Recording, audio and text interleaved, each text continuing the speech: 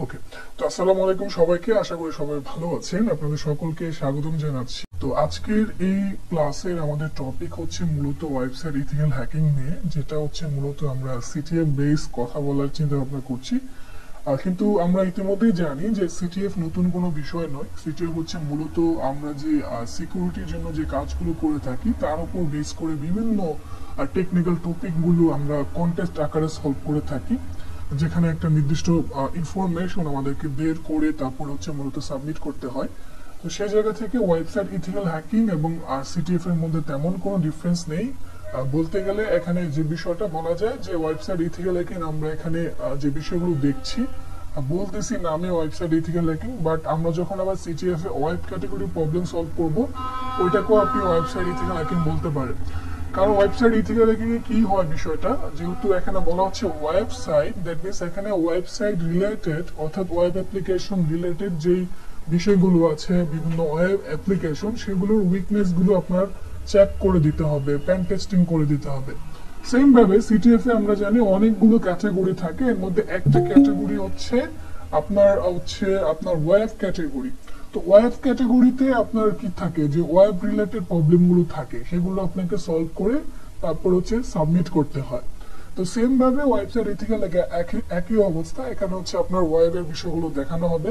তো সেক্ষেত্রে একটা কোশ্চেন আপনার মাথায় থাকতে পারে যে ওয়েব সিটিএফ অথবা ওয়েবসাইট ইথিক্যাল হ্যাকিং বিষয়টা আসলে ভিন্ন কিনা। আসলে ভিন্ন কিছুই না, ঘুরে ফিরে থিওরি সেম, বাকি আপনি যখন প্রবলেমগুলো সলভ করবেন তখন প্রসেসটা ভিন্ন হবে। পাশাপাশি আপনি যখন বাগ বাউন্টি করবেন তখনও একই অবস্থা দাঁড়াবে, যে ওয়েবসাইট ইথিক্যাল হ্যাকিং আর বাগ বাউন্টি ঘুরে ফিরে সেম, বাকি প্রসেসটা একটু ভিন্ন হবে।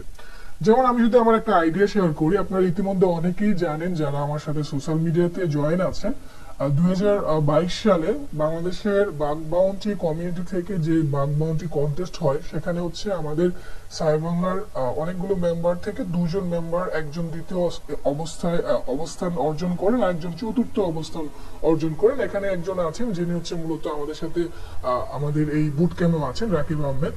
তো এই যে আমরা কিন্তু এর আগে বাগ বাউন্টি মানে সরাসরি করি নাই। সত্যি কথা বলতে আমরা মূলত ওয়েব পেন টেস্টিং করি আপওয়ার্কে এবং হচ্ছে লিঙ্কডইন এর মাধ্যমে বিভিন্ন ক্লায়েন্টের সাথে আমরা এই কাজগুলো করে থাকি। আমরা বাগ বাউন্টি সাধারণত করি না।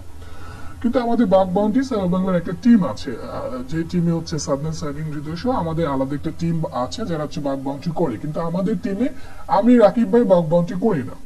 কিন্তু ওই কন্টেস্টে মূলত যে যে সেকেন্ড হলো, দ্যাট মিনস মি, তারপরে যে ফোর্থ হলো রাকিব ভাই, আমরা কিন্তু বাগ বাউন্টি করি না। কিন্তু আমাদের যারা বাগ বাউন্টি টিমের মেম্বার তারা কিন্তু ওই কন্টেস্টে অংশগ্রহণ করছিল। তারা কিন্তু র্যাঙ্ক আসছে, একজনের 7 ছিল আরেকজনের 12 ছিল। তারা কিন্তু অনেক উপরের পজিশনে ছিল না।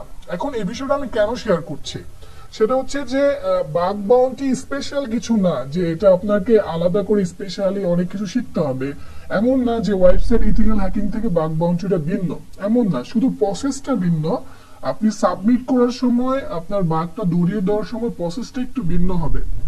বাকি ওয়েবসাইট ইথিক্যালে যে বিষয়গুলো থাকে সেই বিষয়গুলো বাগ বাউন্টিতে থাকে। তবে আরেকটা বিষয় হচ্ছে বাগ বাউন্টিতে আপনার এপিকের উপরেও কাজ করতে হয়, এপিকের উপর আপনার বাগ খুঁজতে হয়। কিন্তু ওয়েবসাইট ইথিক্যাল হ্যাকিং কিন্তু এপিকের উপরে হয় না। এপিকে বলতে ওয়েব মোবাইল অ্যাপ্লিকেশন উপরে কিন্তু ওয়েবসাইট ইথিক্যাল হ্যাকিং এর কোনো বিষয় আসবে না।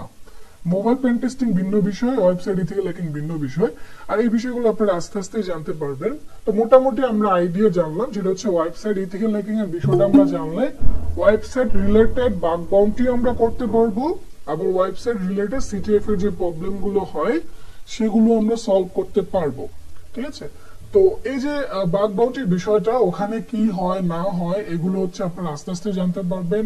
আর এই বিষয়গুলো আরো বিস্তারিত জানার জন্য আপনারা হচ্ছে আমাদের ইউটিউব চ্যানেল ফলো করতে পারেন। পাশাপাশি আমাদের যে একটা পেড কোর্স মূলত আমরা লঞ্চ করছি, আমাদের সাইবাংলা থেকে সর্বপ্রথম একটা পেড কোর্স মূলত ছাড়া হচ্ছে।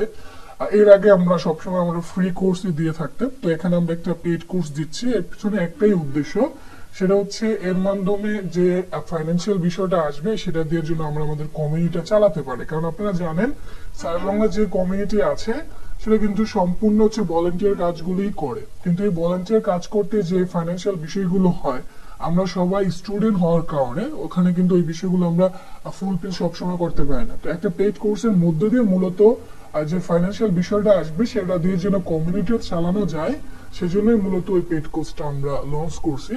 আর ওখানে আমাদের একটাই উদ্দেশ্য, সেটা হচ্ছে ওখানে আপনারা যারা ওই কোর্সটা করবেন তারা যেন সিকিউরিটির উপরে স্ট্রং হতে পারেন এবং এরপরে আরো 2টা বছর 1টা বছর সময় দিয়ে যেন সিকিউরিটির উপরে ক্যারিয়ার তৈরি করতে পারেন। যারা বাকবন্টিতে ইচ্ছুক তারা যেন বাকবন্টি করতে পারেন, যারা হচ্ছে সরাসরি রিমোটলি জব করতে চান লিঙ্কডইন অথবা আপওয়ার্কের মাধ্যমে তারা যেন সেটা করতে পারেন, অথবা সরাসরি যারা বিভিন্ন জায়গায় জব করতে চান সেটা ব্যাংকের ক্ষেত্রে হতে পারে, অথবা সকে হতে পারে, অথবা সার্টে হতে পারে, তো সেই বিষয়গুলো যেন করতে পারেন, অথবা যারা অ্যাব্রোডে যেতে চান সাইবার সিকিউরিটি জবের ক্ষেত্রে তারা যেন এই বিষয়গুলো করতে পারে, সেজন্য মূলত ওই কোর্সটা লঞ্চ করা। আবারও বলছি, আমরা এমন বলছি না যে ওই কোর্সটা দিয়ে হচ্ছে আপনি এক কোর্সে বস হয়ে যাবেন। ওই কোর্সটা আপনাকে একটা গাইডলাইন দিয়ে দিবে এবং আপনাকে সাইবারগঞ্জে যারা মেম্বার থাকবে পুরো সময় ধরে আপনাকে সাপোর্ট দিবে যেন আপনারা বাগ বাউন্সি করতে পারেন অথবা ওই বিষয়গুলো করতে পারেন, অর্থাৎ সিকিউরিটি রিলেটেড বিষয়গুলো উপরে আপনাকে হেল্প করা হবে যেন এর উপরে আপনি ক্যারিয়ার করতে পারেন। ঠিক আছে, তো আমরা মূলত আজকের টপিক আলোচনা করবো ওয়েবসাইট এথিক্যাল হ্যাকিং এর উপরে। তো আমরা আমাদের মেইন টপিকে চলে যাচ্ছি। এর মধ্যে থেকে আমরা এক্সট্রা কিছু কথা বলে নিলাম জাস্ট কিছু ইনফরমেশন শেয়ার করার জন্য। তো ওয়েবসাইট ইথিক্যাল হ্যাকিং আসলে বিষয়টা কি সেই জিনিসটা জানার আগে আমাদের জানতে হবে যে ওয়েবসাইট আসলে কি দিয়ে তৈরি।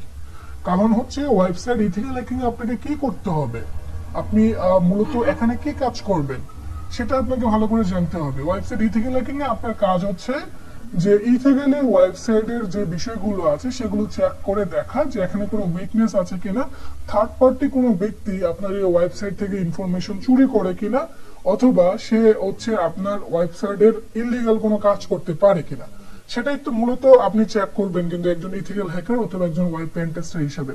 যেমন মনে করেন যে আপনার একটা দারাজের মতো ই কমার্স সাইট আছে।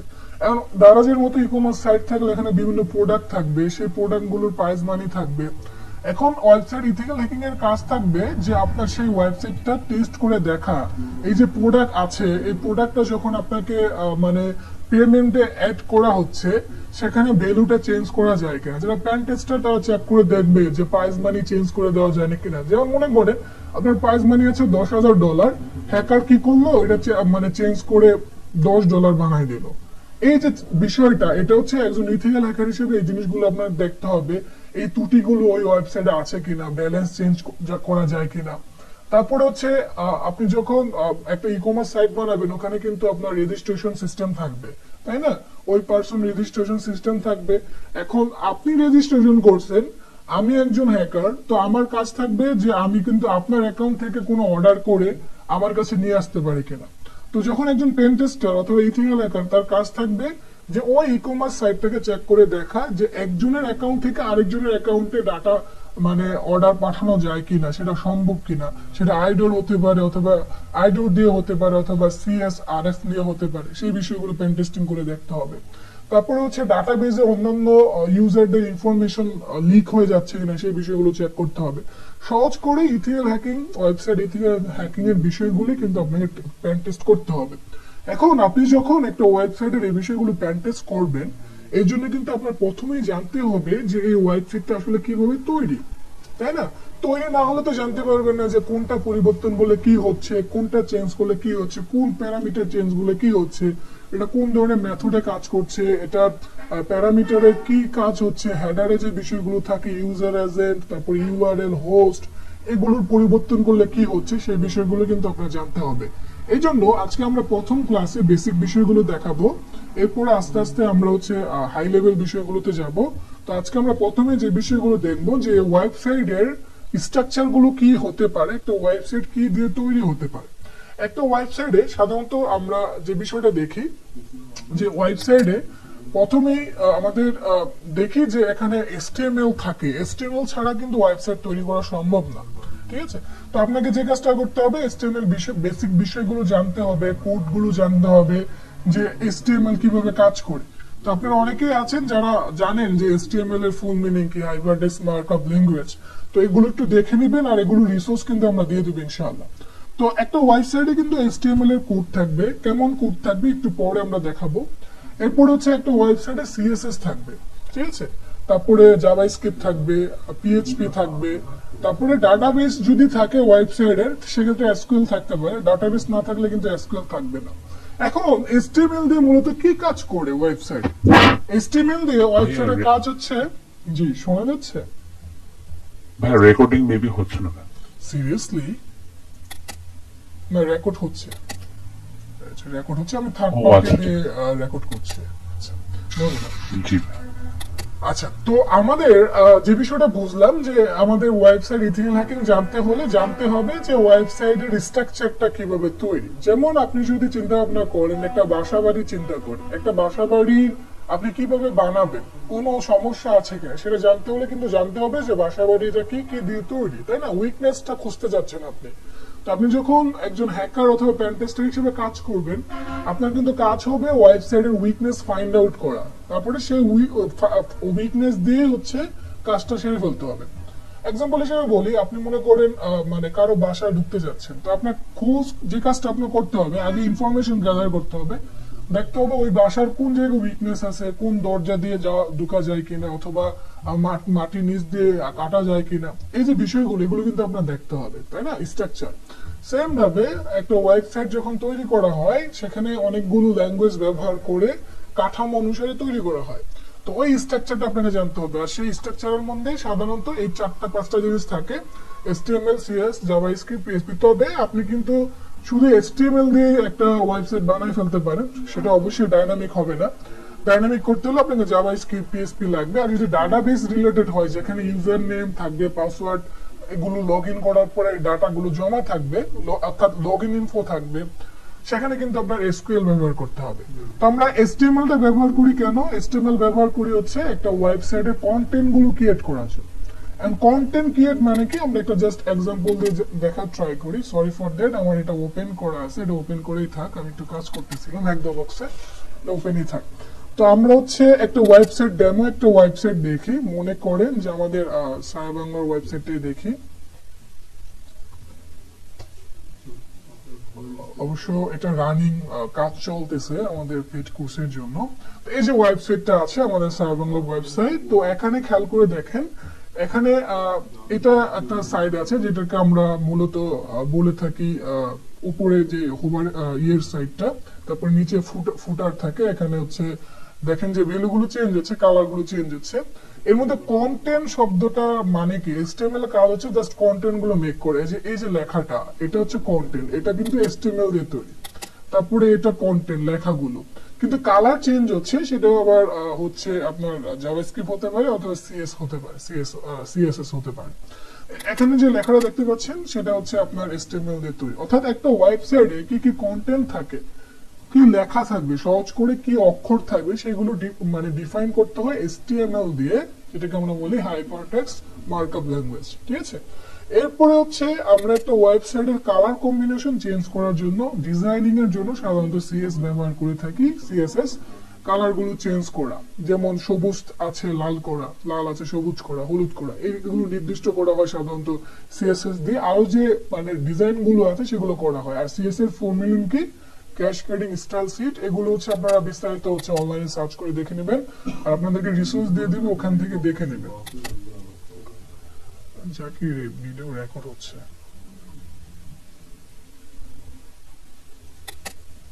একটু তোমার রেকর্ডে কোথাও শোনা যাচ্ছে, এখানে রেকর্ড বের হয়ে যাচ্ছে।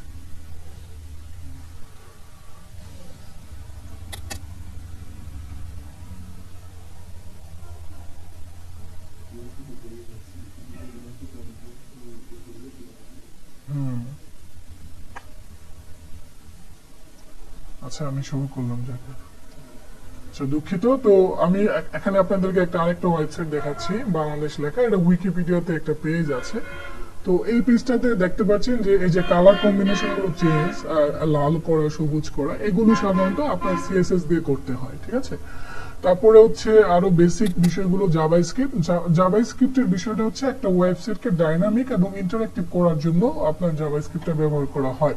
কারণ ওয়েবসাইট হচ্ছে দুই ধরনের, একটা ডাইনামিক ওয়েবসাইট আর একটা হচ্ছে স্ট্যাটিক ওয়েবসাইট। যেমন আপনি যদি খেয়াল করে দেখেন যে এই যে ওয়েবসাইটটা আপনাদেরকে উইকিপিডিয়া থেকে দেখানো হচ্ছে বাংলাদেশ সম্পর্কে, এটা একটা স্ট্যাটিক ওয়েবসাইট। এটা স্ট্যাটিক ওয়েবসাইট কেন? কারণ হচ্ছে আপনি যদি এই ওয়েবসাইটে, আমি যদি আপনাকে চ্যাট বক্সে লিংকটা দেই, আপনি যেরকম দেখবেন সেম ভাবে আমি ঢুকলে সেম ডাটাগুলি দেখতে পারবো, এখানে কোনো পরিবর্তন হবে না। সেম ভাবে যদি নিশাব দেখে, যদি তরিকুল ভাই থেকে, ফয়সাল ইরফান দেখে, যেই দেখো তাদের ক্ষেত্রে কিন্তু একই রকম হবে। তো এটা হচ্ছে স্ট্যাটিক ওয়েবসাইট। বাট কিছু ওয়েবসাইট আছে যেগুলো আমরা ই কমার্স সাইটের ওয়েবসাইট হতে পারে, সোশ্যাল মিডিয়া হতে পারে, এগুলো হচ্ছে আপনার ডাইনামিক ওয়েবসাইট। এই ডাইনামিক ওয়েবসাইট গুলো কিন্তু জাভাস্ক্রিপ্টের ইউজ করতে হয়। যেমন একটা এক্সাম্পল বলি, আপনি ইউটিউবের চিন্তা ভাবনা করতে পারেন। ইউটিউব কিন্তু একটা ওয়েবসাইট, তাই না?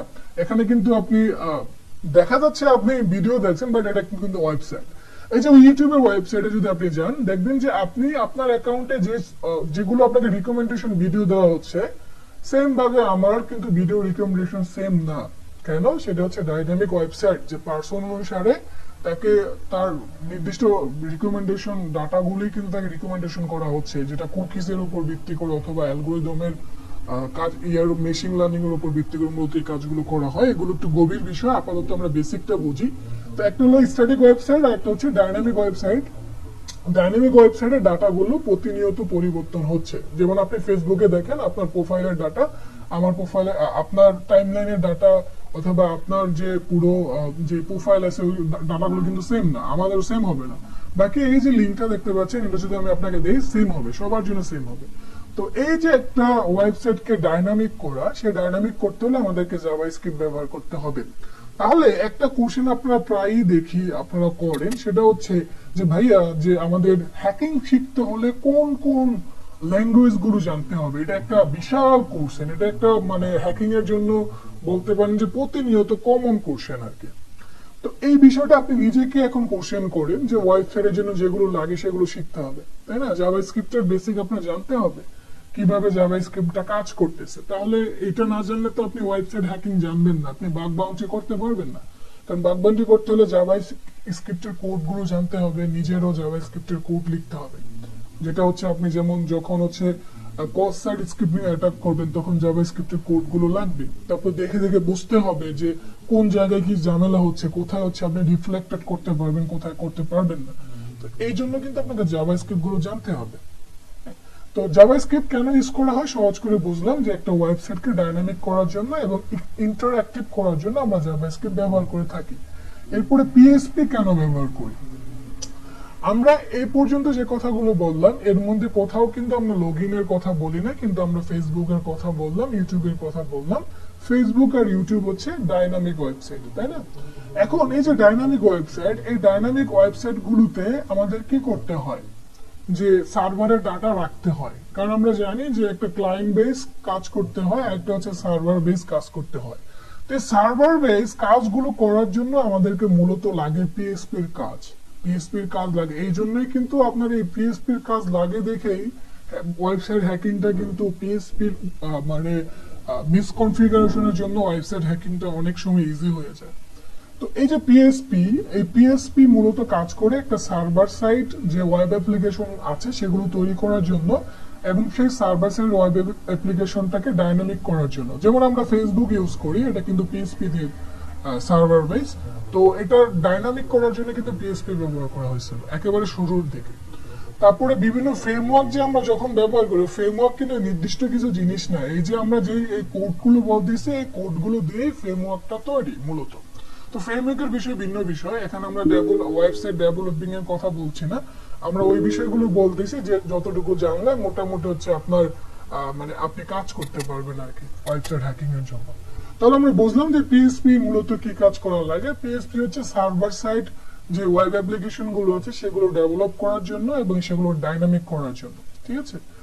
যেমন আমি যদি এক্সাম্পল বলি, তাহলে ফেসবুক, হ্যাঁ, যেমন এখানে এটা উইকিপিডিয়াতে এখানে কোনো পিএইচপির ব্যবহার নাই, কারণ এখানে আপনার কোনো ডাটা হচ্ছে আপনার সার্ভার রাখার দরকার নেই। আপনি জাস্ট হচ্ছে বাংলাদেশ সম্পর্কে বলতেছেন যে বাংলাদেশে কি আছে, বাংলাদেশের যে হিস্টোরিক্যাল প্লেস গুলো আছে সেগুলো বলতেছেন, হ্যাঁ। এখানে কিন্তু কোনো ডাটা আপনার সার্ভারে রাখা হচ্ছে না। এমন যদি হয় যে আপনার একটা সাইট বানাতে হবে যেখানে আপনি একটা ফর্ম দিলেন, ওই ফর্মে হচ্ছে আপনার ইনফরমেশন গুলো রাখলেন, রাখার পরে এগুলো একটা জায়গায় রাখতে হবে, তখন আপনার পিএইচপি ব্যবহার করতে হবে।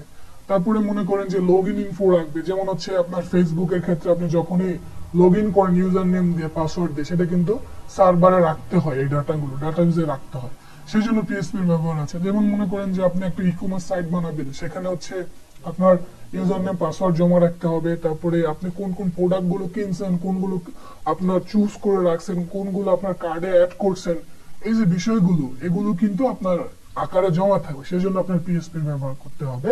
তাহলে মোটামুটি আমরা এতটুকু বুঝলাম যে পিএসপির ক্ষেত্রে আমরা ব্যবহার করি সাধারণত ওয়েব অ্যাপ্লিকেশনটা সার্ভার সাইড হলে, ক্লায়েন্ট সাইড হলে সেক্ষেত্রে আমরা জাভাস্ক্রিপ্ট ব্যবহার করে থাকি। এই দুইটা পয়েন্ট খুবই ইম্পর্টেন্ট। আপনি যখন বাফ সুইট দিয়ে কাজ করবেন, শেল আপলোড করবেন, আপনি যখন শেল আপলোডিং এর কাজগুলো করবেন, তখন তারপরে এলএফআই এর কাজগুলো করবেন, এই জিনিসগুলো আপনার খুবই কাজে লাগবে। আমি কিন্তু আজকের ক্লাসে বেসিক জিনিস দেখাবো, পাশাপাশি বলেও দিব এই টপিকটা কোন জায়গায় জায়গায় কাজে লাগতে পারে, তো সেক্ষেত্রে এগুলো আপনারা নোট করে নিতে পারেন। ঠিক আছে, খুবই ইম্পর্টেন্ট। পিএসপি সার্ভার সাইডের মিনিং গুলো ভালো করে বুঝতে হবে। এটা দিয়ে আপনি এলএফআই এর যত হ্যাকিং হয়, তারপরে এলএফআই আপনার নাম শুনে থাকবেন, লোকাল ফাইল ইনক্লুশন, তারপর রিমোট ফাইল ইনক্লুশন, এটা কিন্তু মূলত পিএসপি ভার্সনের উপর বেস করেই হয়। তো এই জিনিসটা বুঝতে হবে, সার্ভার সাইড আর হচ্ছে ক্লায়েন্ট সাইড। ক্লায়েন্ট বেস যেগুলো, এগুলো জাভাস্ক্রিপ্ট বেস, যেটা আমরা ইজিলি হচ্ছে কন্ট্রোল করতে পারি, কিন্তু সার্ভার সাইড হলে আমাদের কন্ট্রোল করা কঠিন হয়, কারণ এটা পোস্ট মেথডের মাধ্যমে কাজ হয়, আমরা একটু পরে জানতে পারবো।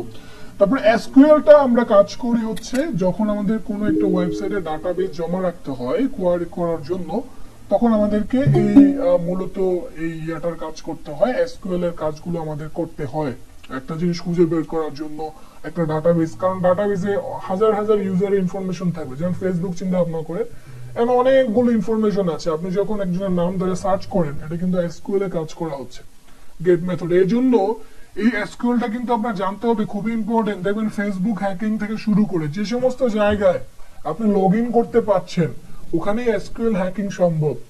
সেক্ষেত্রে দেখবেন যে গেট মেথড যদি হয়, আপনি একটা সিঙ্গেল কোটেশন দিচ্ছেন অথবা সিঙ্গেল কোটেশন দিয়ে প্যারেনথেসিস অফ করতেছেন, দিয়ে দেখেন যে ওখানে কোনো এরর আছে কিনা।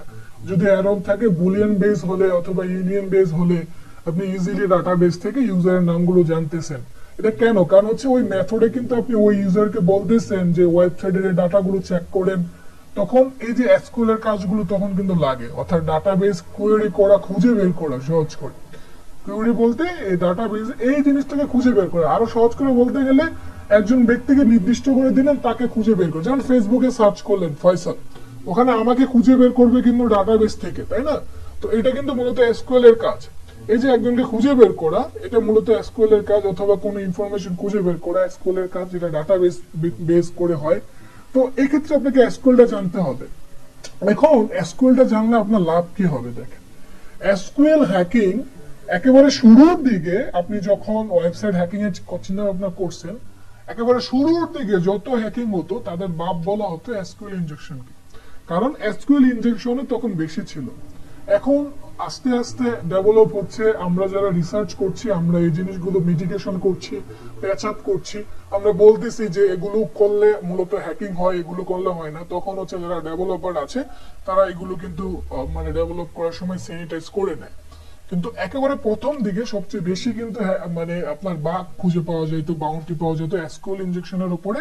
বর্তমানে এসকিউএল ইনজেকশনে মানে জিনিসটা কমে ক্রস সাইট স্ক্রিমিং অ্যাটাকের মধ্যে সবচেয়ে বেশি পাওয়া যায়। সেই জন্য আপনাকে জাভাস্ক্রিপ্টটা খুব ভালো করে জানতে হবে, কারণ জাভাস্ক্রিপ্ট যেহেতু ভালো জানবেন, আপনি ক্রস সাইট স্ক্রিমিং অ্যাটাকটা তো ভালোভাবে করতে পারবেন। তো এসকিউএল আপনাকে খুব ভালোভাবে জানতে হবে। আপনারা যারা বাগ বাউন্টি করতে চান, মানে অনেক ডলার ইনকাম করতে চান, তাদের জন্য বলবো যে ওয়েবের টপিকটাতে আপনি বস হয়ে যাবেন। একটা কোশ্চেন আপনাদের অনেকেরই থাকে, কি কি জানতে হবে একেবারে সহজ ভাষায়। যদি আপনি ওয়েবসাইট ইথিক্যাল হ্যাকিং নিয়ে কাজ করেন, এই 5টা জিনিস আপনি ভালো করে জানবেন, পাশাপাশি পাইথন দিয়ে স্ক্রিপ্ট লেখা ট্রাই করবেন, এনাফ। আমি যে বাগ বাউন্টিতে আমি টোটাল 13টা বাগ রিপোর্ট করছিলাম, এর মধ্যে একটা বাগ রিপোর্ট করতে গিয়ে আমার কিন্তু পাইথনের স্ক্রিপ্ট লেখা লাগছিল। ঠিক আছে, একদিন ফ্রি টাইমে দেখাবো ইনশাআল্লাহ যে কিভাবে হচ্ছে বাগ বাউন্টির প্রবলেমগুলো সলভ করা হয়েছিল, কিভাবে রিপোর্টগুলো আমরা সাবমিট করছিলাম, কিভাবে বাগগুলো খুঁজে বের করছিলাম পুরো লাইভ, এবং কিভাবে পাইথনের স্ক্রিপ্টগুলো লেখা হয়েছিল সেগুলো দেখানো যাবে। তো আমি একটা প্রবলেম 400 পয়েন্টের একটা প্রবলেম পাইছিলাম শুধু পাইথনের স্ক্রিপ্ট দিয়ে, পুরো হচ্ছে ফায়ারবেজের ডাটা কন্ট্রোল করে ফেলছিলাম পাইথনের একটা স্ক্রিপ্ট দিয়ে। তো আপনার এই 5টা জিনিসের সাথে পাইথনের স্ক্রিপ্টও জানতে হবে, কারণ পাইথন দিয়ে কিন্তু ওয়েবের কাজ করা যায়।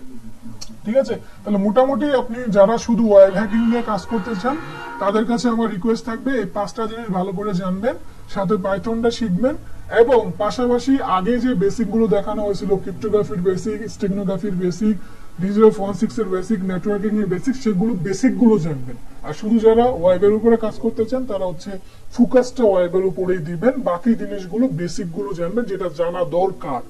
সবকিছুই কিন্তু জানতে হবে অ্যাটলিস্ট বেসিক পর্যন্ত। আর আপনার একটা নির্দিষ্ট ফেভারিট জায়গায়, প্যাশনের জায়গায় সেটাতে বেশি ফোকাস করে জানবেন। ঠিক আছে, তো মোটামুটি আমরা জানলাম যে একটা ওয়েবসাইটে কি কি থাকে। তো এই জিনিসগুলো আমরা মোটামুটি ক্লিয়ার করলাম। এখন আমরা আরো কিছু বিষয় জানবো।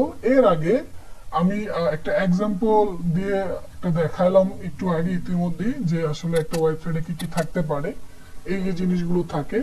তো আপনি এই জিনিসগুলো কিভাবে জানবেন, রাইট ক্লিক করে আপনার হচ্ছে দেখবেন যে ভিউ পেজ সোর্স, খুবই ইম্পর্টেন্ট একটা পার্ট। অবশ্যই এগুলো আমরা প্রবলেম সলভিং এর সময় অ্যালগরিদম আকারেই দেখাবো যে একটা প্রবলেম গুলো কিভাবে সলভ করা যায়।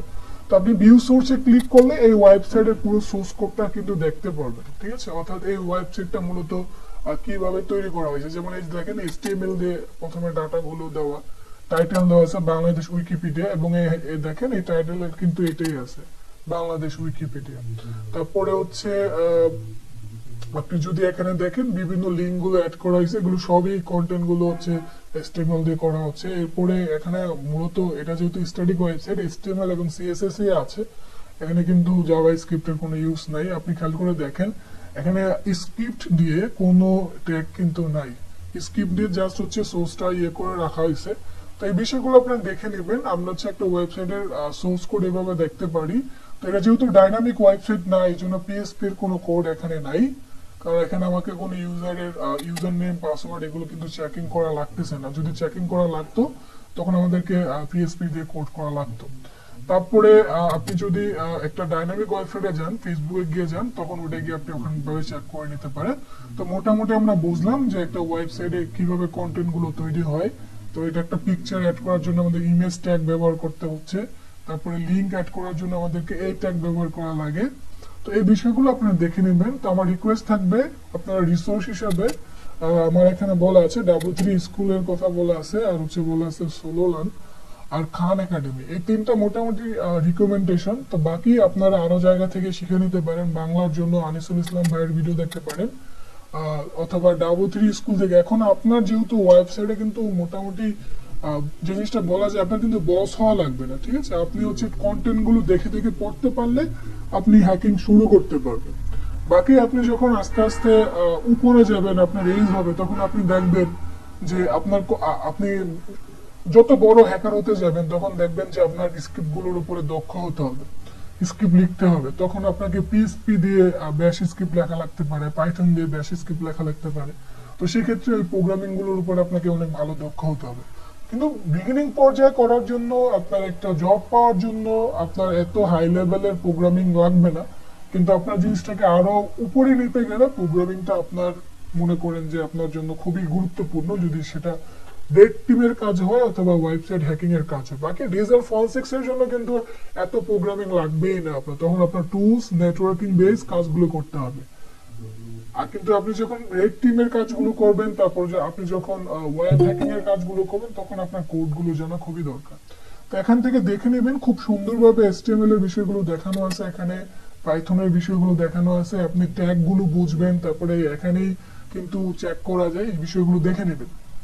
তারপরে হচ্ছে আপনারা হচ্ছে স্লোনাল নামে একটা আছে, ওখানেও কিন্তু শিখতে পারেন, খুবই ভালো। এখান থেকে দেখে নিতে পারেন যে কোন জিনিসগুলো আছে। খান একাডেমি আছে, ওখান থেকে শিখে নিতে পারেন, অথবা কোর্সেরা থেকে কোর্স করতে পারেন, অথবা আপনি ইউডিমি থেকে কোর্স করতে পারেন। বেসিক যে ওয়েবসাইটের বিষয়গুলো আছে সেগুলো আপনারা দেখে নিতে পারেন।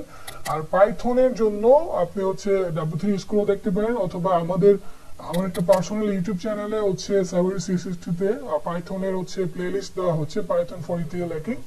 এই প্লেলিস্টটাও আপনারা হচ্ছে দেখতে পারেন। ইনশাআল্লাহ আশা করি আপনারা এখান থেকে অনেক কিছুই জানতে পারবেন, যেটা হচ্ছে আপনাদের জন্য আশা করি ভালো হবে আর কি, এখান থেকে দেখে নিতে পারেন।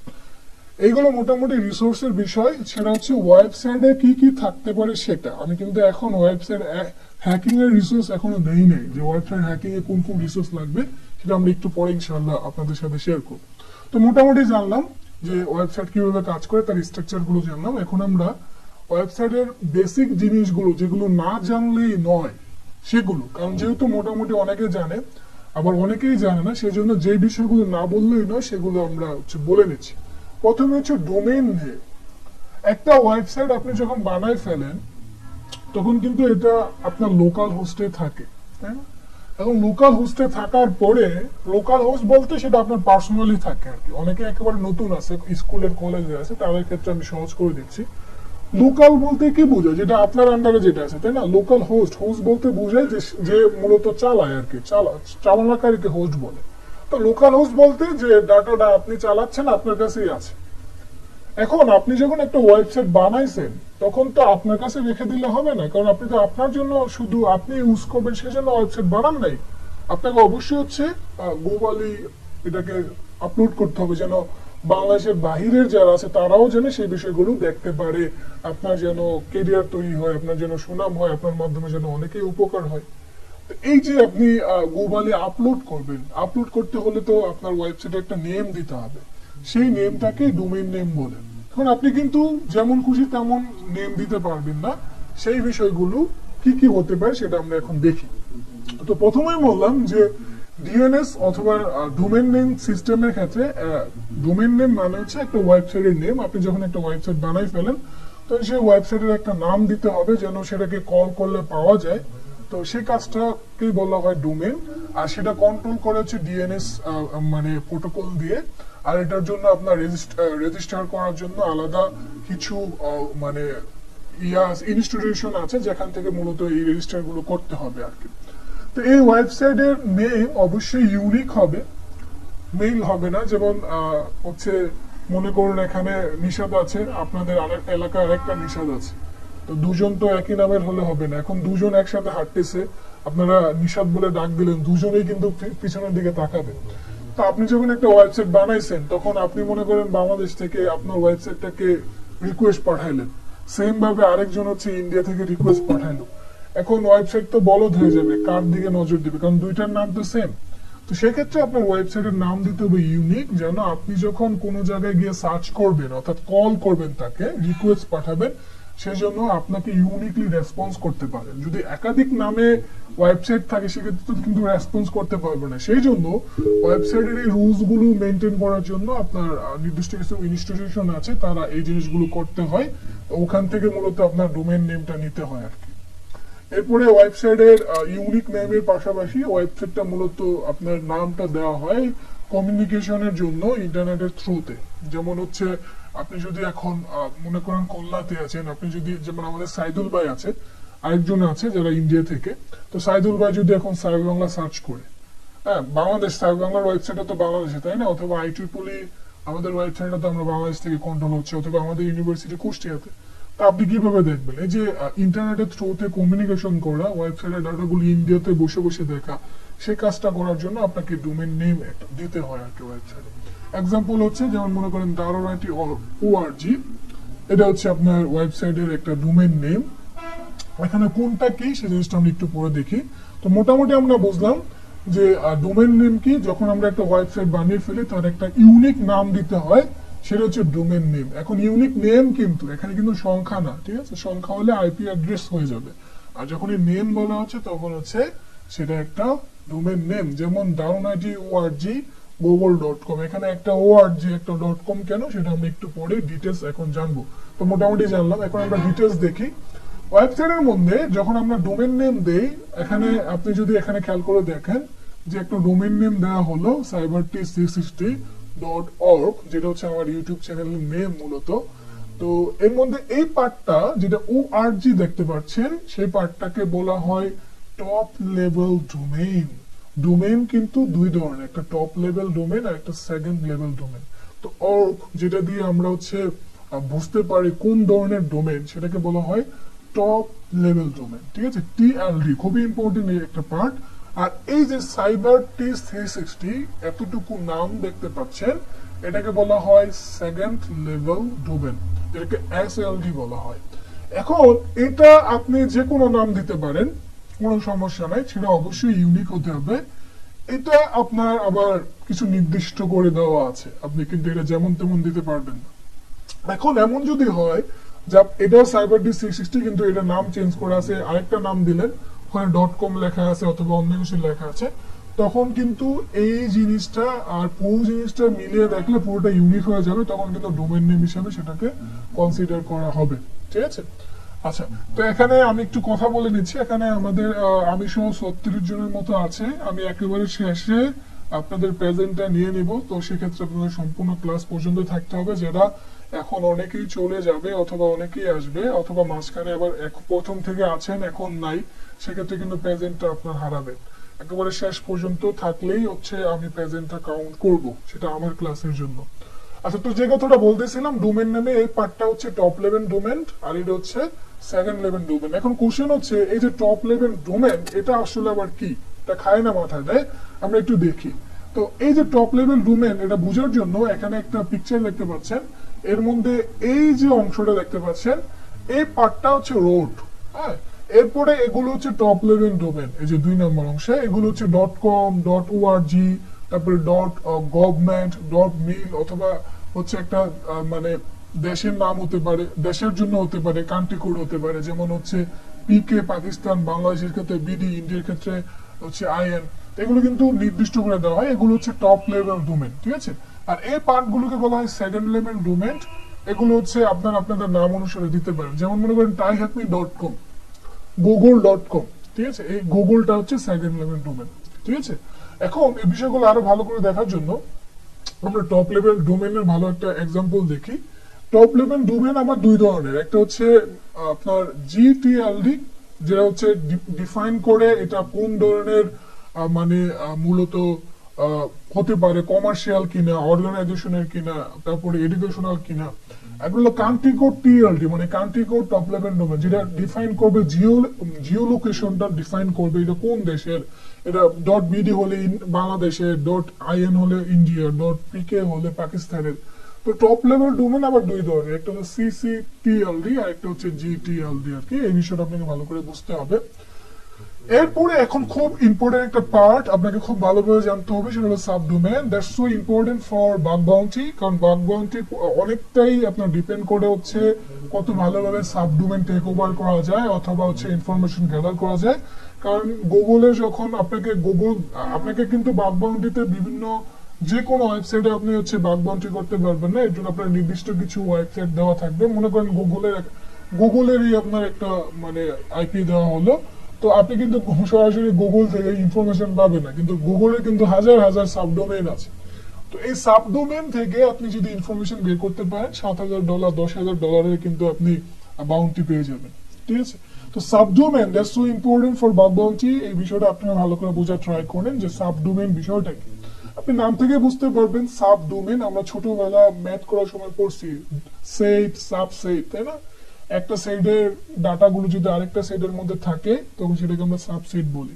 তো ডোমেইন মানে হচ্ছে আমরা জানি যে কোনো ওয়েবসাইটের নেম, তো ওই নেমটার সাথে যখন আরেকটা কিছু অ্যাড করে আরেকটা ডোমেইন বানানো হয় সেটাকে বলা হয় সাবডোমেইন। অর্থাৎ একটা ওয়েবসাইট থেকে যখন একটা ডোমেইন থেকে যখন আরেকটা আমরা মানে ডোমেইন তৈরি করি, সামনে কিছু অ্যাড করি, তখন সেটাকে বলা হয় সাবডোমেইন। এক্সাম্পল দেই তাহলে বুঝতে পারবেন। একটু আগে এই লাল পাঠটুকু বাদ দিয়ে আমরা একটা বলছিলাম যে daronit.org, এটা একটা কিন্তু ডোমেইন, বাট আপনি যখন এর আগে অ্যাডমিন ডট দিলেন তখন এটাকে বলা হচ্ছে সাবডোমেইন। ঠিক আছে? এরপরে মনে করেন যে daronit.org ছিল, এটাকে ফয়সাল লেখা আছে, তাহলে কি হচ্ছে, এটা একটা সাবডোমেইন, এটা কিন্তু মেইন ডোমেইন না।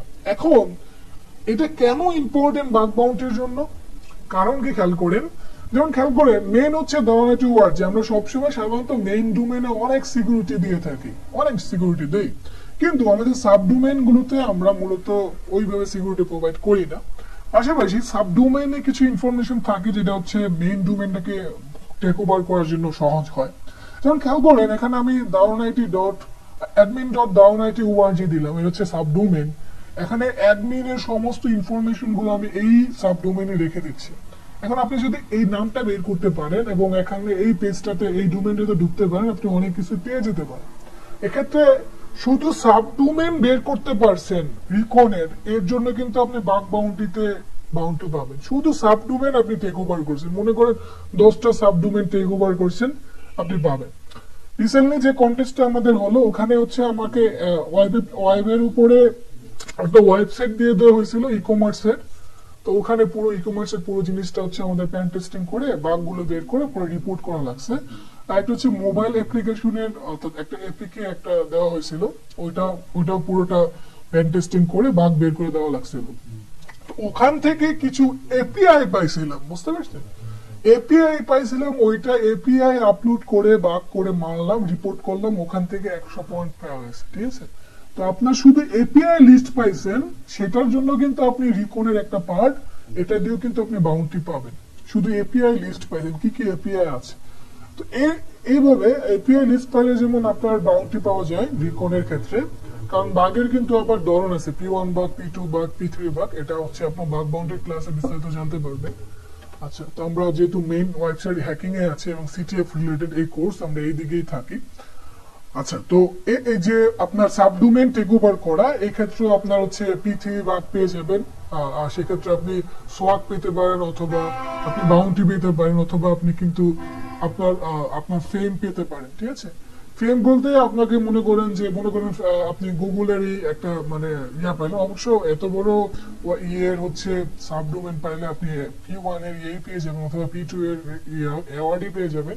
কিন্তু নর্মাল অনেক প্রতিষ্ঠান আছে, তারা হচ্ছে সাবডোমেন টেক ওভার করতে পারলে তারা হচ্ছে মূলত সোয়াগ দেয় অথবা ফেমে অ্যাড করে দেয়। ফেমে অ্যাড করে বলতে ওদের এখানে লেখা থাকে যে এই পার্সনটা হচ্ছে তাদের ওয়েবসাইটটা পেন টেস্টিং করে দেওয়া হয়েছিল। যেমন হার্ভার্ড ইউনিভার্সিটির কিছু পাইবেন, আপনাকে হার্ভার্ড ইউনিভার্সিটির ওয়েবসাইট যদি আপনি টেক ওভার করতে পারেন, অথবা কোনো সাবডোমেন টেক ওভার করতে পারেন, অথবা মনে করেন যে ফায়ারবেস টেক ওভার করতে পারেন, তখন ওরা কিন্তু আপনাকে মানি দিবে না। ওরা হচ্ছে আপনাকে একটা সার্টিফিকেট প্রোভাইড করবে এবং তাদের ফেমে অ্যাড করে রাখবে, বলবে যে ফয়সাল ইরফান হচ্ছে এই কাজ করছে বাংলাদেশ থেকে, এই করছে এটা। তো আপনার বাগ বাউন্ডারি কিন্তু অ্যাওয়ার্ডের আবার ডিফারেন্স আছে। আপনারা যখন বাগ বাউন্ডারির বিষয়গুলো জানবেন, আস্তে আস্তে শিখে যাবেন। তো এই বিষয়গুলো জানার জন্য আপনারা হচ্ছে সারা বাংলার ইয়েতে অ্যাড হয়ে থাকতে পারেন, এবং বাংলাদেশের বাগ বাউন্ডারি যে কমিউনিটি আছে ডিসকোড, ওদের ডিসকোডে অ্যাড হয়ে থাকতে পারেন, এবং ওদের ফেসবুকে অ্যাড হয়ে থাকতে পারেন। এখানে বাংলাদেশের যত বড় বড় বাগ বাউন্ডারি প্লেয়ার আছে তারা কিন্তু ওখানে মূলত কাজ করে থাকে, এবং ওনারা অনেক ভালো কাজ করে এগিয়ে যাচ্ছে। আপনারা ওখানে জয়েন হতে পারেন। আপনারা এই লিঙ্কটা পাওয়ার জন্য হচ্ছে মূলত আমার সাথে যারা অ্যাড হয়েছেন তারা হচ্ছে আজকে পোস্ট থেকে পেয়ে যাবেন, ওখানে পুরোটা দেওয়া আছে। বাকি যাদের লিঙ্ক নাই তারা হচ্ছে অবশ্যই ইয়েতে বলবেন, আমাদের টেলিগ্রাম গ্রুপে তাদেরকে হচ্ছে লিঙ্কগুলো দিয়ে দেওয়া হবে বাগ বাউন্ডারি কমিউনিটিতে যারা অ্যাড হতে চাচ্ছেন আর। তো মোটামুটি আমরা সাবডোমেন বুঝলাম, আমরা আমাদের টপিকে চলে যাই, ইতিমধ্যে অনেক সময় হয়ে গেছে। তো আমরা সাবডোমেন বিষয়টা বুঝলাম, ডোমেন বুঝলাম, টপ লেভেল ডোমেন বুঝলাম, তারপরে সেকেন্ড লেভেল ডোমেন বুঝলাম, এগুলো মোটামুটি আলহামদুলিল্লাহ বুঝলাম। এখন আমরা মূলত যে আমাদের অন্য ক্লাসে ঢুকি, অর্থাৎ অন্য একটা টপিকে ঢুকি, এর আগে আমরা দেখি যে ডোমেন বিষয়টা কি, সাবডোমেন বিষয়টা। Any name that join before the main domain using period symbol dot, সেটাকে মূলত আপনাকে সাবডোমেন বলা হচ্ছে। হ্যাঁ, এই যে আমরা নর্মাল ডোমেনের আগে ডট দিয়ে আমরা অ্যাডমিন লিখছি, কিছু লিখতেছি, এটাকে সাবডোমেন বলা হয়। তবে এই যে আপনি মানে বারবার আমরা ডোমেন বলতেছি, ডোমেনের কিন্তু কিছু লিমিটেশন আছে। যেমন অবশ্যই আপনার ডোমেন নেম আপনি যখন লিখবেন 63 ক্যারেক্টারের মধ্যে হতে হবে। আবার এখানে A থেকে Z পর্যন্ত কোনো অক্ষর থাকবে, অথবা 0 থেকে 9 পর্যন্ত কোনো মানে সংখ্যা থাকবে, কিন্তু হাইফেন কিন্তু আপনি ইউজ করতে পারবেন না। ঠিক আছে, যেমন হাইফেন দেওয়া, তারপরে হচ্ছে স্পেশাল ক্যারেক্টার ইউজ করা, সেটা কিন্তু আপনি ব্যবহার করতে পারবেন না। আরেকটা জিনিস মনে রাখবেন, ইউআরএল এ কখনো স্পেশাল ক্যারেক্টার ব্যবহার করা যায় না। এটার উপরে একটা P3 বাগ ছিল, শুধু ইউআরএল এ মানে ভ্যালু চেঞ্জ করা যায়। এবং এর উপরে হচ্ছে আপনার এই নাইট স্কোয়াডের যে কন্টেস্ট গেল, ওখানেও কিন্তু একটা প্রবলেম ছিল, যেখানে হচ্ছে ইউআরএলটা স্পেশাল ক্যারেক্টারে ছিল, ওই স্পেশাল ক্যারেক্টারটা চেঞ্জ করে দিলে ফ্ল্যাগটা পাওয়া যেত। তো এই বেসিক জিনিসগুলো কিন্তু আপনাকে সিটিএফ এ অনেক হেল্প করবে এবং বাগ বাউন্টিতে হেল্প করবে, কারণ এগুলো আপনার বাগ বাউন্টি, সিটিএফ এগুলো কিন্তু নতুন কোনো বিষয় না। আপনার যে বিষয়গুলো আছে সেগুলোর উপর ভিত্তি করে, তো আপনার বেস যত ক্লিয়ার হবে, যত স্ট্রং হবে, আপনার এই জিনিসগুলো করা তত ইজি হবে কিন্তু। আচ্ছা, তো এখন আমরা যে বিষয়টা দেখব সেটা হচ্ছে আইপি অ্যাড্রেস। ইতিমধ্যে আমরা আইপি অ্যাড্রেসের বিষয়গুলো বিস্তারিত দেখেছিলাম আমাদের নেটওয়ার্কিং ক্লাসে। তো একেবারে বিগিনার ফ্রেন্ডলি যে কথাগুলো আছে সেগুলো শেয়ার করে নিচ্ছি। তো আমরা আইপি অ্যাড্রেস কথা বলবো। ইতিমধ্যে আমরা ডোমেন নেম বললাম, কিন্তু কম্পিউটার কিন্তু ডোমেন নেম বোঝে না। কম্পিউটার বুঝে শুধু সংখ্যা। আমরা জানি যে কম্পিউটার শুধু সংখ্যা বুঝে। তো কম্পিউটারকে বোঝানোর জন্য ম্যাথমেটিক্যাল যে ডোমেন নেমের সমতুল্য একটা নাম্বার প্রোভাইড করা হয় সেটাকে মূলত আইপি অ্যাড্রেস বলা হয়। কারণ আমরা জানি যে ডোমেন নেম ব্যবহার করা হয় কমিউনিকেশনের জন্য ইন্টারনেটের থ্রুতে। এখন আমরা যে একটা ডিভাইসের সাথে আরেকটা ডিভাইসের কমিউনিকেশন করব, এজন্য আমাকে একটা নেম দিতে হয় ওই ডিভাইসে, যেটা ম্যাথমেটিক্যালে দেওয়া লাগে হচ্ছে ম্যাথমেটিক্যালে আপনার হচ্ছে মানে একটা নাম্বার প্রোভাইড করতে হয়।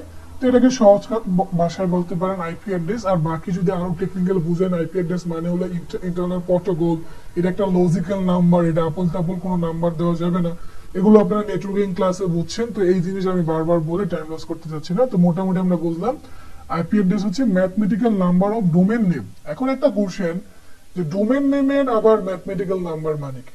আমরা যেমন একটু আগে বললাম যে daronit.org, saibangla.org, google.org, cyberT360.org, এই যে এক একটা ডোমেইন আছে তাদের সাথে কিন্তু কম্পিউটার সরাসরি কানেকশন করতে পারে না। এই নামগুলো দেওয়া হয় আমাদের ব্যক্তিদের বোঝার সুবিধার জন্য, আমরা যারা ইউজার আছে তাদের জন্য।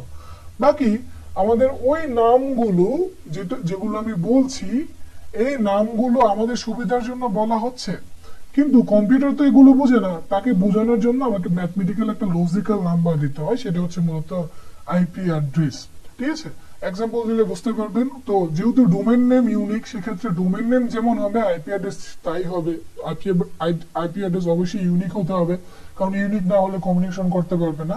আর এটা ব্যবহার করা হয় কমিউনিকেশন করার জন্য, যেটা আমরা ইতিমধ্যেই জানি। আচ্ছা, এখন আইপি অ্যাড্রেসের একটা আমরা এক্সাম্পল দিই, যেমন saibangla.org, এটা ডোমেন নেম, তার সমতুল্য আইপি অ্যাড্রেস হচ্ছে এটা। ঠিক আছে, এটা হতে পারে, তবে এটা চেঞ্জও হতে পারে, কারণ এটা আপনার রেজিস্ট্রেশন, এটা হোস্টের উপর ডিপেন্ড করে, ডোমেন নেমের উপর ডিপেন্ড করে এটা মাঝে চেঞ্জ হতে পারে, তবে পাবলিক হলে এটা চেঞ্জ হবে না। এরপরে মনে করলাম গুগলের আইপি অ্যাড্রেস এটা। ঠিক আছে, এখন এই যে আইপি অ্যাড্রেস, এটা হচ্ছে ডোমেন নেমের সমতুল্য। আপনি যখন মূলত হচ্ছে প্যান টেস্টিং করবেন ওয়েবসাইটে, তখন এই আইপি অ্যাড্রেস নিয়ে কিন্তু আপনাকে কাজ করতে হবে। সো এটা খুবই ইম্পর্টেন্ট। কিভাবে এগুলো টেক ওভার করতে হয় সেগুলো হচ্ছে আপনারা রিকনের ক্লাসে বিস্তারিত জানতে পারবেন। তো যেহেতু বেসিক ক্লাস একেবারে নেওয়া পসিবল না, সেক্ষেত্রে আপনাদেরকে রিসোর্স দিয়ে দেওয়া হবে। ওয়েবসাইট হ্যাকিং এর রিকনের ক্লাসগুলো রেকর্ডেড করা আছে আমাদের, ওগুলো আপনাদের দিয়ে দেওয়া হবে, ওখান থেকে দেখে নেবেন। কারণ মেইন 4টা ক্লাস হবে, এর মধ্যে আমাদের এগুলো কিন্তু কভার করতে হবে। তো মোটামুটি আমরা বুঝলাম আইপি অ্যাড্রেস কি। তাহলে এখন আমরা যাব হচ্ছে আইপি অ্যাড্রেসের একটু ক্লাসিফিকেশনে। আইপি অ্যাড্রেসের 4টা বিষয় থাকে, যদি সেটা IP4 হয়, IP6 হলে আবার ভিন্ন বিষয় আসবে। তো আমরা মূলত IP4 নিয়ে আলোচনা করে, আর ওয়েবসাইটের জন্য IP4 নিয়ে কথা বলতে হয়। তো IP4 নাম থেকে বুঝতে পারছেন যে 4, এখানে 4টা অক্টেট থাকে, 4টা পার্ট। এখানে দেখেন 4টা কালার করা আছে, এই পার্টটা, এই পার্টটা, প্রত্যেকটা পার্টকে এক একটা অক্টেট বলে। ঠিক আছে, এই যে 4টা অক্টেট থাকে, সেই অক্টেট গুলো এক একটা মানে এক একটা গড় ধরা হয়। দ্যাট মিনস 4টা গড়, দ্যাট মিনস 4 অক্টেট, আর এই জন্য কিন্তু IP4 বলা হয়। ঠিক আছে, তো এগুলো বিস্তারিত আপনারা নেটওয়ার্কিং ক্লাসে জানবেন, অথবা নেটওয়ার্কিং ক্লাসে জানছেন, অথবা হচ্ছে আপনারা যখন নেটওয়ার্কিং এর বিষয়গুলো আরো জানবেন বুঝতে পারবেন। এখন এগুলো বলতে গেলে অনেক সময় চলে যাবে, সো আমরা এটা স্কিপ করছি। আপনারা নেটওয়ার্কিং ক্লাসে এগুলো শিখছেন, সো আমরা এটা স্কিপ করে নিলাম। ঠিক আছে, এখন আমাদের ইম্পর্টেন্ট দুটো বিষয় জানতে হবে, একটা পাবলিক আইপি, সেটা হচ্ছে কি, আর একটা হচ্ছে প্রাইভেট আইপি, সেই বিষয়টা কি। কারণ এটা হচ্ছে আমরা যখন শেল আপলোড করব, রিভার্স শেল আপলোড করব, তখন এই বিষয়গুলো আমাদের কাজে লাগবে। আচ্ছা, পাবলিক আইপি বিষয়টা আসলে কি আর কি? পাবলিক আইপি আপনি নাম থেকে বুঝতে পারছেন, এই পাবলিক আইপি হচ্ছে পাবলিক আইপি মূলত সহজ করে বুঝতে গেলে যেটা হচ্ছে আপনার জন্য সেম, আমার জন্য সেম। ঠিক আছে, যেমন সাই বাংলা, এটা একটা পাবলিক আইপি, এটা আপনার জন্য যেমন হবে আমার জন্য তেমন হবে। কিন্তু আপনার বর্তমান, আপনি যদি ওয়াইফাই থেকে মানে মূলত আমাদের সাথে আজকের ক্লাসে জয়েন হয়ে থাকেন, আপনি যদি এখন লিনাক্স ইউজার হন, তখন আপনি যদি ইফ কনফিগ দেন, এখন যে আইপি অ্যাড্রেসটা দেখবেন, অথবা আপনি যদি উইন্ডোজ ইউজার হন, আপনি যদি আইপি কনফিগ দেন, যে ইউজার নেমটা দেখবেন সেটা কিন্তু ভিন্ন হবে। কারণ সেটা হচ্ছে আপনার লোকাল আইপি অ্যাড্রেস অথবা প্রাইভেট আইপি অ্যাড্রেস, আর বাকি পাবলিক আইপি অ্যাড্রেস হচ্ছে যেটা হচ্ছে সবার জন্য সেম। সেম বলতে কি আপনার এটা একটা ইউনিক নাম হয়, সেটা হচ্ছে আপনি যেরকম আইপি অ্যাড্রেসের ভ্যালু দেখতেছেন আমি যখন সার্চ করব সেরকমই দেখব। আরো সহজ করে বলতে গেলে যে আমরা যখন কমিউনিকেশন করি তখন হচ্ছে আমাদের পাবলিক আইপি অ্যাড্রেস দিয়ে কিন্তু কমিউনিকেশন করতে হয়, আমাদের প্রাইভেট আইপি অ্যাড্রেসটা শুধুমাত্র সেম নেটওয়ার্কের মধ্যেই থাকে, নেটওয়ার্কের বাইরে কিন্তু আমাদের প্রাইভেট আইপি কাজ করে না। তো বাকি আমাদের পাবলিকলি কারোর সাথে যোগাযোগ করার জন্য আমাদেরকে পাবলিক আইপি অ্যাড্রেস লাগবে। আর এখানে বলা আছে a public IP address identify you to be the wider internet so that all the information you were searching for can find you। সহজ করে বলতে গেলে আমরা কোনো জিনিস যে সার্চ করি এই জিনিসগুলো পাওয়ার জন্য আমাদেরকে অথবা কারোর সাথে যোগাযোগ করার জন্য আমাদেরকে পাবলিক আইপি অ্যাড্রেস দিয়ে কিন্তু কাজ করতে হয়, সেটা কিন্তু আমরা প্রাইভেট আইপি অ্যাড্রেস দিয়ে করতে পারি না। একটু পরে এক্সাম্পল দিলে ইজিলি বুঝতে পারবে। এরপর হচ্ছে প্রাইভেট আইপি অ্যাড্রেস, যেটা হচ্ছে আমরা আমাদের নেটওয়ার্কের ভিতরে আমাদের সেম নেটওয়ার্কের মধ্যে দিয়ে থাকি একাধিক ডিভাইসকে কানেকশন করার জন্য। কারণ একাধিক ডিভাইসকে কানেকশন করার জন্য যদি আমরা পাবলিক আইপি দেই তাহলে কিন্তু পাবলিক আইপি ফুরিয়ে যাবে, ইতিমধ্যে IP4 শেষ পর্যায়ে, এই জন্য IP6 চলে আসছে। তো প্রাইভেট আইপি দিয়ে হচ্ছে মূলত সেম নেটওয়ার্ককে কানেকশন করার জন্য আমরা ব্যবহার করে থাকি। যেমন একটা রেঞ্জ বলা আছে 192 থেকে 255 পর্যন্ত, এটা অবশ্যই ক্লাস সি এর জন্য, ক্লাস এ এর জন্য, ক্লাস বি এর জন্য, ক্লাস ডি এর জন্য কিন্তু ভিন্নতা আসবে। কারণ আইপি অ্যাড্রেসের ক্লাসিফিকেশন আছে ক্লাস এ, ক্লাস বি, ক্লাস সি। যারা নেটওয়ার্কিং এর উপরে বেশি পড়াশোনা করবেন তারা এগুলো দেখতে পারবেন, আমরা আপাতত এই বিষয়গুলোতে যাচ্ছি না। তো মোটামুটি আমরা বুঝলাম, এখন আমরা একটা প্র্যাকটিক্যাল এক্সাম্পল দিয়ে দেখি যে আসলে আইপি অ্যাড্রেসটা কি হতে পারে। ঠিক আছে, এখানে একটা চিত্র দেখতে পাচ্ছেন।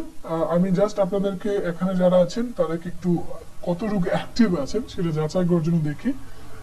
আমি এখন হচ্ছে এখানে কোশ্চেন করব হচ্ছে সুপারম্যান চাকমা, ছোট ভাই, খুবই পরিচিত একজন ছোট ভাই, নিয়মিত কম বেশি তাকে সোশ্যাল মিডিয়াতে দেখা যায়। আমাকে তুমি বলো যে এই যে আইপি গুলো আছে, এখানে যে আইপি গুলো আছে, এই দুটোর মধ্যে কোনটা পাবলিক আইপি, কোনটা প্রাইভেট আইপি? তুমি চ্যাট বক্সে বলতে পারো অথবা মিউট করে বলতে পারো, আনমিউট করে বলতে পারো। দ্যাট মিন্স তুমি এখন শুধু বসে আছো প্রেজেন্ট দেওয়ার জন্য। এরপরে আমি চলে যাব হচ্ছে আমাদের আরেকজন ছোট জুনিয়রের কাছে, সে হচ্ছে নিশাদ বাবু। আচ্ছা তুমি বলো কোনটা পাবলিক আইপি, কোনটা হচ্ছে প্রাইভেট আইপি? এই যে রাউটারের এখানে আছে এটা তো টোটালি প্রাইভেট আইপি, রাইট? এটা না, আর এটা? আর প্রত্যেকটা ডিভাইসের জন্য তো আইপি আলাদা আলাদা আইপি। দ্যাট মিন্স এটা তো প্রাইভেট। এটা কি পাবলিক? না ভাই, এটাও প্রাইভেট। দুইটাই private. Good, okay, thank you, you are absolutely right, thank you. এরপর আমরা চলে যাব হচ্ছে আমাদের আরেকটা জুনিয়রের কাছে, শি ইজ নৌশিন আঞ্জুম। অনেকদিন পরে, কি অবস্থা নৌশিন? তুমি বলো এখানে কোনটা পাবলিক আর কোনটা প্রাইভেট? আসসালামু আলাইকুম ভাইয়া। ওয়ালাইকুম সালাম, বলো। জি ভাইয়া, কি বলবো? মানে কোনটা পাবলিক আইপি অ্যাড্রেস, কোনটা প্রাইভেট আইপি অ্যাড্রেস, সেটা তুমি বলবো। আচ্ছা, এখান থেকে আমার মনে হয় যে যেহেতু আমাদের আলাদা আলাদা আইপি, সব আইপি অ্যাড্রেস, তো সবগুলাই প্রাইভেট আইপি অ্যাড্রেস। আর এটা এই যে রাউটারে এখানে যেটা আছে এটা পাবলিক। ওকে ওকে, তাহলে তোমার আর নিশাদের মানে প্রশ্নের অ্যান্সার মিলে নেই, মানে দুজনের একজনের ভুল আছে, তোমার ভুল আছে, নিশাদের রাইট আছে। আচ্ছা, এরপরে হচ্ছে আমরা লাস্ট হচ্ছে ট্রাই করবো আরেকজন জুনিয়র কাছে, সাবিদুর রহমান। সাবিদুর, তুমি কি এখানে আছো?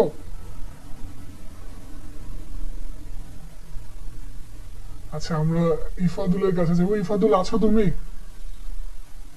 ইফাদুলও মানে বামনবাড়িয়ে গিয়ে ঘুমাচ্ছে।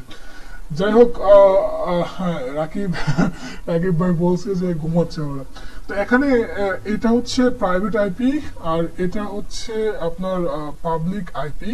কারণটা কি? কারণ হচ্ছে আমাদের যোগাযোগ করতে হলে অবশ্যই ইউজ করতে হবে পাবলিক আইপি, আর আমাদের নিজেদের কানেকশনের জন্য লাগে হচ্ছে প্রাইভেট আইপি। দ্যাট মিনস আপনার রাউটারের আন্ডারে আপনার সেম নেটওয়ার্ক, যেটাকে আমরা একটু আগে ডেফিনেশনে বললাম, সেম নেটওয়ার্কে আমরা প্রাইভেট আইপি ব্যবহার করে থাকি। অর্থাৎ আপনার রাউটারের একই আন্ডারে মনে করুন 10টা ডিভাইস আছে, আপনার মোবাইল কানেকশন আছে, আপনার পিসি আছে, আপনার বোনের মোবাইল আছে, আপনার ভাইয়ের হচ্ছে পিসি আছে, আরেকজনের ট্যাবলেট আছে। এখন 4 জনের 4টা ডিভাইস আছে।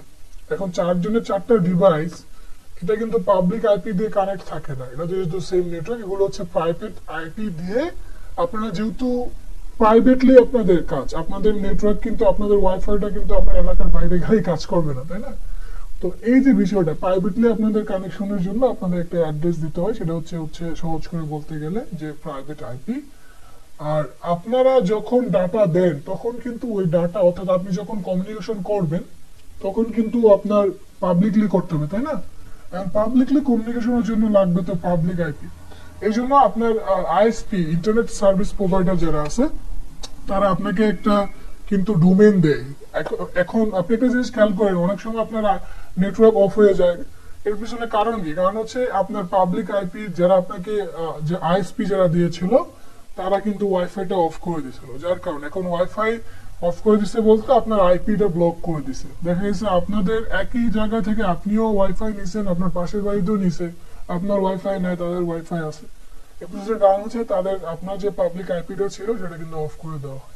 এখন পাবলিক যে আইপি থাকে সেটা হচ্ছে আপনার পাবলিকলি কমিউনিকেশনের জন্য ব্যবহার করা হচ্ছে, আর সেটা একটা রাউটারের জন্য একটা পাবলিক আইপি থাকে, কারণ পাবলিকলি কিন্তু সবাইকে একই মানে ইউনিক আইপি গুলো দেওয়া সম্ভব না। এখন এটা কিভাবে কাজ করে সেটা হচ্ছে, যেমন আপনাদের 4 জনের কথা বললাম, যেমন এখানে একটা জিনিস খেয়াল করেন, একজনের মোবাইল, একজনের ট্যাবলেট, পিসি, মনিটর, তারা যখনই হচ্ছে কোনো ডাটার জন্য রিকোয়েস্ট করবে সরাসরি কিন্তু ওই সার্ভারে যাবে না। এটা খুবই ইম্পর্টেন্ট, যেটা ম্যান ইন দ্য মিডল এটাকে খুবই ইম্পর্টেন্ট কাজে লাগে। পাশাপাশি আপনারা যখন ওয়ারশেক দিয়ে প্যাকেট ক্যাপচার অ্যানালাইসিস করছেন তখন এই বিষয়টা বোঝার কথা। তারপর আমি একটু দেখাই দিচ্ছি, কারণ এটা হচ্ছে আমাদের ওয়ারশেক দিয়ে এবং হচ্ছে হ্যান্ডম্যাপ দিয়ে, পাশাপাশি হচ্ছে আমরা যখন বাফ সুইট দিয়ে কাজ করবো তখন এই বেসিকটা কাজে লাগবে এবং ম্যান ইন দ্য মিডল এটাকেও এটা কাজে লাগবে। তো আমরা যখন কোনো ডাটা, কোনো একটা ওয়েবসাইট, যেমন আপনি মনে করেন যে গেলেন গিয়ে সার্চ করলেন, মনে করেন যে সার্চ করলেন সাইবার বাংলা ওয়ার্ড, এইভাবে সার্চ করলেন, সার্চ করার পরে প্রথমেই কিন্তু সাইবার বাংলার সার্ভারে গিয়ে সেটা হিট করবে না, সেটা করবে প্রথমে রাউটারে যাবে। রাউটারে যাওয়ার পরে রাউটার কি করবে, তার যে পাবলিক আইপি আছে সেই পাবলিক আইপি দিয়ে সে যে জায়গায় আপনি সার্চ করছিলেন সেই জায়গায় রিকোয়েস্ট পাঠাবে, ঠিক আছে? এখন তাহলে খেয়াল করেন আপনার সমস্ত রিকোয়েস্ট কিন্তু রাউটারের মাধ্যমে হচ্ছে, কোনো রিকোয়েস্ট কিন্তু আপনি সরাসরি করতে পারছেন না। এই জন্য আপনাকে এখানে দেখাচ্ছি এই আইপি যাবে এখানে, তার ডাটা এখানে যাবে, এখানে যাবে। রাউটার কি করবে, এই ব্রাউজারের কাছ থেকে রিকোয়েস্ট পাঠাবে, সে যখন আবার রেসপন্স করবে, ডাটাটা আপনাকে ব্যাক করবে, রাউটার কি করবে, চেক করবে, যেটাকে বলা হয় রাউটিং টেবিল চেক করবে, ম্যাক অ্যাড্রেসের উপর ভিত্তি করে আপনার আইপিটা চেক করবে। এবং এর জন্য আপনার প্রটোকল লাগে হচ্ছে এআরপি, অ্যাড্রেস রেজুলেশন প্রোটোকল। এটা ব্যবহার করা হয় কিন্তু এআরপি খুবই ইম্পর্টেন্ট আপনারা যদি ওয়ারশেকের কাজ করে থাকেন এবং আপনারা যখন ম্যান ইন দ্য মিডল এর কাজ করবেন তখন এটা কাজে লাগে। এআরপি প্রোটোকল চেক করবে যে এই ম্যাক অ্যাড্রেসের জন্য এই ম্যাক অ্যাড্রেসের জন্য কোন আইপি অ্যাড্রেস আছে, তখন ওই ম্যাক অ্যাড্রেসের জন্য ওই আইপি কে ডাটা দিবে। কারণ প্রত্যেকটা ডিভাইসের কিন্তু একটা ম্যাক অ্যাড্রেস থাকে। ম্যাক অ্যাড্রেস বলতে একটা ফিজিক্যাল অ্যাড্রেস, যেটা হচ্ছে ম্যানুফ্যাকচারার কোম্পানি থেকে দেওয়া হয়, তো যে কোম্পানি বানায় তার একটা অ্যাড্রেস দিয়ে দেয় আর কি।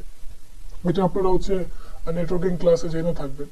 তো এখন সে যখন ডাটাটা পাঠাবে তখন সে ওই ম্যাক অনুসারে সেই মানে আইপি ওলা মোবাইলকে অথবা ডিভাইসকে কিন্তু ডাটাটা দিবে। তো মেইনলি কিন্তু কাজ করতেছে পাবলিকলি, যখনই আপনি কাজ করছেন তখন হচ্ছে এই অ্যাড্রেসটা কাজ করতেছে, যেটাকে বলা হচ্ছে পাবলিক আইপি, আর এটাকে বলা হচ্ছে প্রাইভেট আইপি, ঠিক আছে?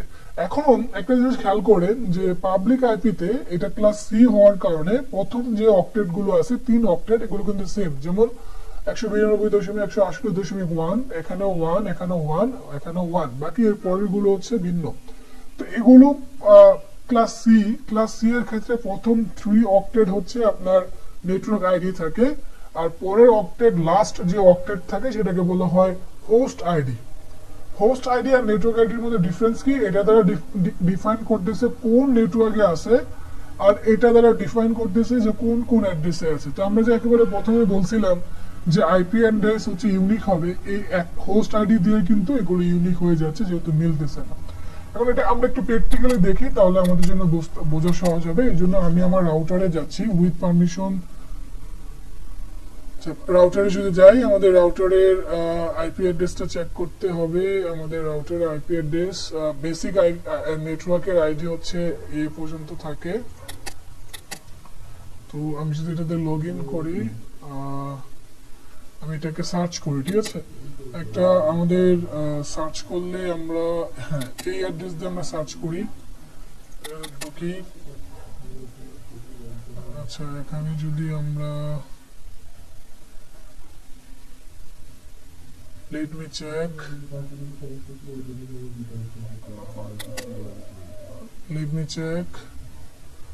the login. Okay, আচ্ছা, আমরা প্র্যাকটিক্যালি এই বিষয়টা দেখার জন্য মূলত আমাদের রাউটারে ঢুকতেছি, এই বিষয়টা দেখার জন্য। তো আরেকটা বিষয় আমরা দেখাই, আমরা একটু আগে বললাম ম্যাক অ্যাড্রেস। তো আমরা যদি সিএমডি ক্লিক করি, এরপর হচ্ছে আমরা উইন্ডোজে একটা ইয়ে পাবো, সেটা হচ্ছে এটা। তো আমরা যদি উইন্ডোজ ইউজার হই, কি অবস্থা, 192.168.0.1।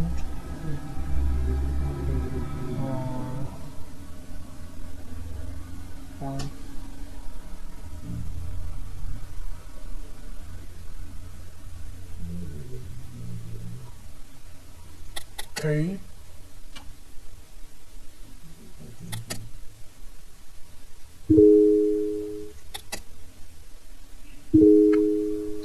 এটা লগ ইন হোক। ভাইয়া আইপিটা সিএমডি থেকে দেখে নিতে পারেন কোন আইপিটা আছে। হ্যাঁ, তো আমরা সিএমডি থেকে যদি কমান্ড করি, ইফ আইপি কনফিগ যেহেতু উইন্ডোজ, তাহলে হচ্ছে আমরা দেখতে পারবো যে আমাদের নেটওয়ার্কের, সরি ফর দ্যাট, এখানে চলে আসতেছে সিএমডি উদাও হয়ে গেছে, আবার সিএমডি নেই। ওকে, তো আমরা হচ্ছে আমাদের আইপি অ্যাড্রেসটা চেক করি। তো if sorry IP config check করে দেখি, তাহলে এখানে যে বিষয় 232.1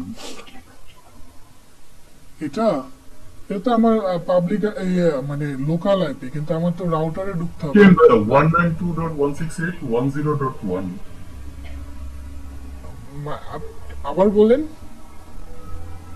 হ্যাঁ, এই যে লাস্টের দিকে যেটা হচ্ছে কি যে খুঁজে পাইছি, এটা হ্যাঁ যেটা, হ্যাঁ জি ভাই, ওই 10.1 হবে লাস্টে। হ্যাঁ, আচ্ছা, এখন এটা হচ্ছে লাস্টে 1 হবে ভাই। হ্যাঁ হ্যাঁ, ইয়ে করার সময় 1 দিতে হবে, কারণ হচ্ছে প্রথমটা হচ্ছে আপনার ডিফল্ট এর জন্য রেখে দেওয়া হয়। তো আমি যদি সেম ভাবে দেখি, 192.168.10 সরি 10। আচ্ছা, তো এখানে একটা বিষয় যেটা হচ্ছে মানে খুব ভালো একটা বিষয়, নেটওয়ার্কিং এর বিষয় আমরা শেয়ার করছি। সেটা হচ্ছে যে এখানে এই যে আইপি অ্যাড্রেসটা দেখা যাচ্ছে ওয়্যারলেস ল্যান অ্যাডাপ্টারের, তো এখানে খেয়াল করেন, এখানে আমি একটা কথা বলছিলাম একটু আগে, যে প্রথম যে 3 বাইট, এই 3 বাইটটা হচ্ছে নেটওয়ার্ক আইডির জন্য, ঠিক আছে। তো 1 যেটা এটা এখানে 0 হিসাবে যদি আপনার অ্যাডমিনকে রেখে দেওয়া হয়, 1 থেকে আমরা ডিভাইসগুলো অটোমেটিক ভাবে কাউন্ট হয়। কিন্তু আমাদের নেটওয়ার্কের ক্ষেত্রে আমরা যখন আইপি কনফিগ দিলাম, আমাদের নেটওয়ার্ক আইডি হচ্ছে এই যে এখান থেকে 10 পর্যন্ত, তাই না।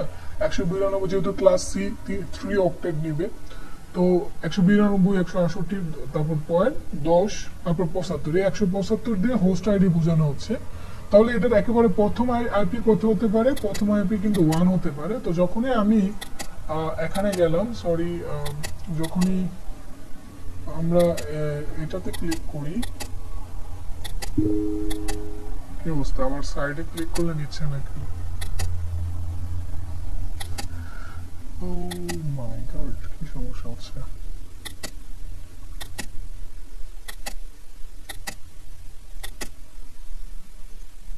আচ্ছা, আমি এখান থেকে আরেকটা নিয়ে নিচ্ছি টার্মিনাল, আমি একটু আবার চেক করি। তো যখন আমি 192.168.1 দিতেছিলাম, তখন যেহেতু আমার নেটওয়ার্ক আইডিটা ভুল হচ্ছিল, সেই জন্য কিন্তু লগ ইন হচ্ছিল না। তো আমার পারফেক্টলি আমি যখন আইপি কনফিগ দিয়ে নেটওয়ার্ক আইডিটা দেখে নিলাম, তো একেবারে মানে এতটুকু নেটওয়ার্ক আইডি এটা যখন দেখে নিলাম, যখন আমি এটা দিলাম তখনই কিন্তু আমার একেবারে লগ ইন ইনফোটা আমি পেয়ে গেলাম। ঠিক আছে, এখন আমরা যদি এটাতে ঢুকে যাই, লগ ইন করি, এই আইপি কি চেঞ্জ করছো নাকি? জাকির, লগ ইন ইনফো কি চেঞ্জ করছো অ্যাডমিনের যে এটার রাউটারের? ওই অ্যাডমিন তো নাই, চেঞ্জ করলে তো এখন দেখাবো কেমনে? হ্যাঁ,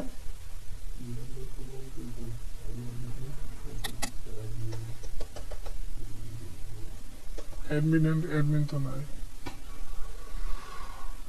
আচ্ছা, সরি ফর দ্যাট, আমি হচ্ছে অ্যাডমিনের ইউজার নেমটা জানি না, আর এখন হচ্ছে বুট ফোর্স অ্যাটাক দিয়ে বের করা সম্ভব না, সো আমি এখান থেকে দেখাতে পারছি না। বাকি আপনারা বেসিকটা মোটামুটি বুঝে গেছেন। আপনারা আপনাদের নিজেদের আইপি অ্যাড্রেসটা এইভাবে চেক করে নিতে পারেন যে সেম নেটওয়ার্কে এই বিষয়গুলো থাকে। এরপরে আপনি যখন করবেন তখন ম্যাক অ্যাড্রেসের উপর ভিত্তি করে রাউটারে যাওয়ার পরে সেইভাবে কাজগুলো করবো। অর্থাৎ ডাটাগুলো প্রথমে রাউটারে যাবে, ওখান থেকে রাউটার পাবলিক আইপি দিয়ে ব্রাউজারের নির্দিষ্ট সার্ভারে তারা হিট করবে। এরপরে ডাটাটা কিন্তু রেসপন্স করার সময় আবার রাউটারে আসবে। এরপরে কিন্তু আবার আপনার নির্দিষ্ট ম্যাক অ্যাড্রেস অনুসারে আপনার আইপি খুঁজে বের করবে, এরপরে আপনাকে ডাটাটা দিবে। এই জন্য ম্যান ইন দ্য মিডল অ্যাটাকে কি হয়, আমি একটু জাস্ট কনসেপ্ট দিয়ে দিচ্ছি। ম্যান ইন দ্য মিডল অ্যাটাকে কিন্তু আপনার ম্যাক অ্যাড্রেসটা অনুসারে আপনার আইপিটা চেঞ্জ করে দেওয়া হয়, আপনাকে বোকা বানানো হয়।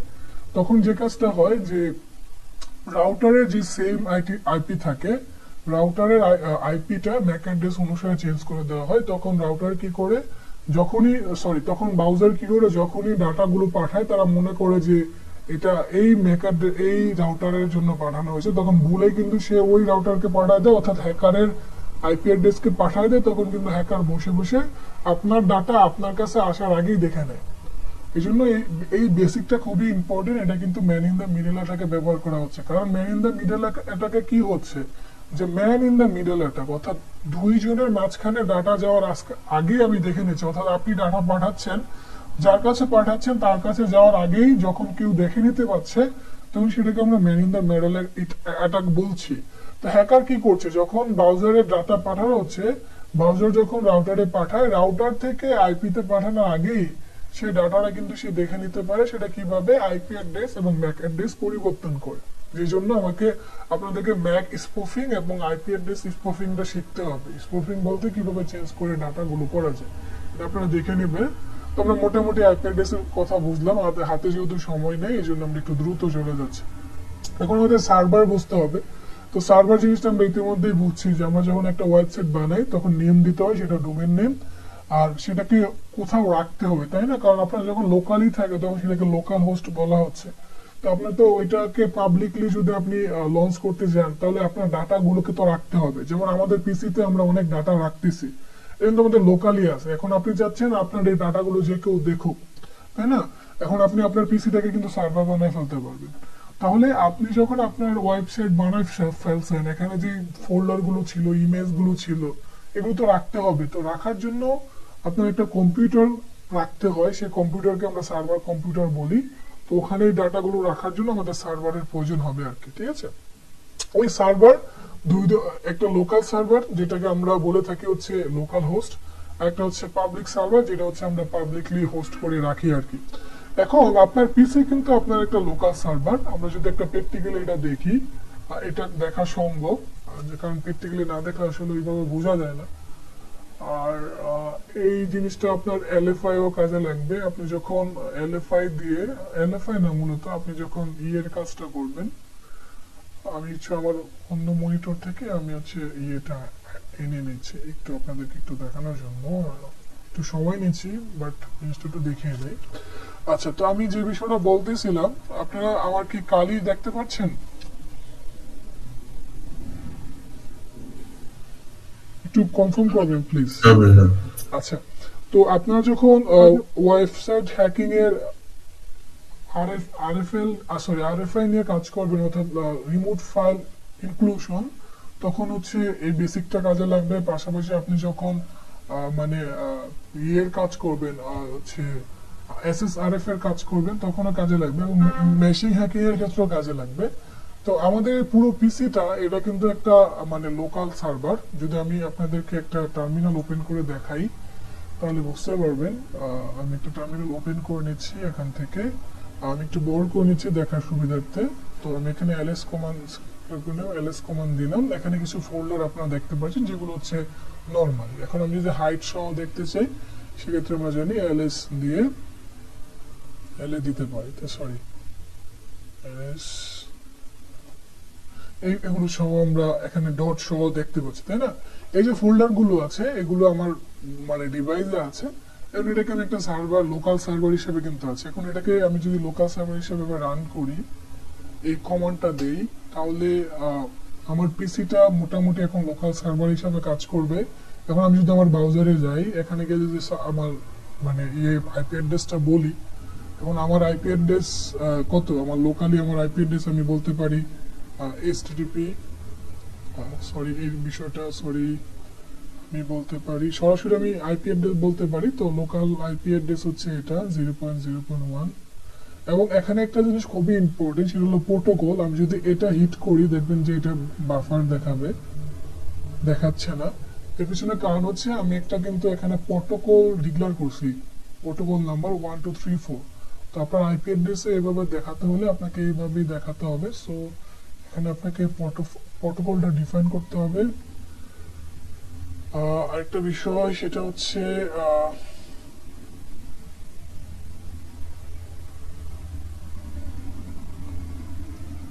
প্রোটোকল হচ্ছে 1234।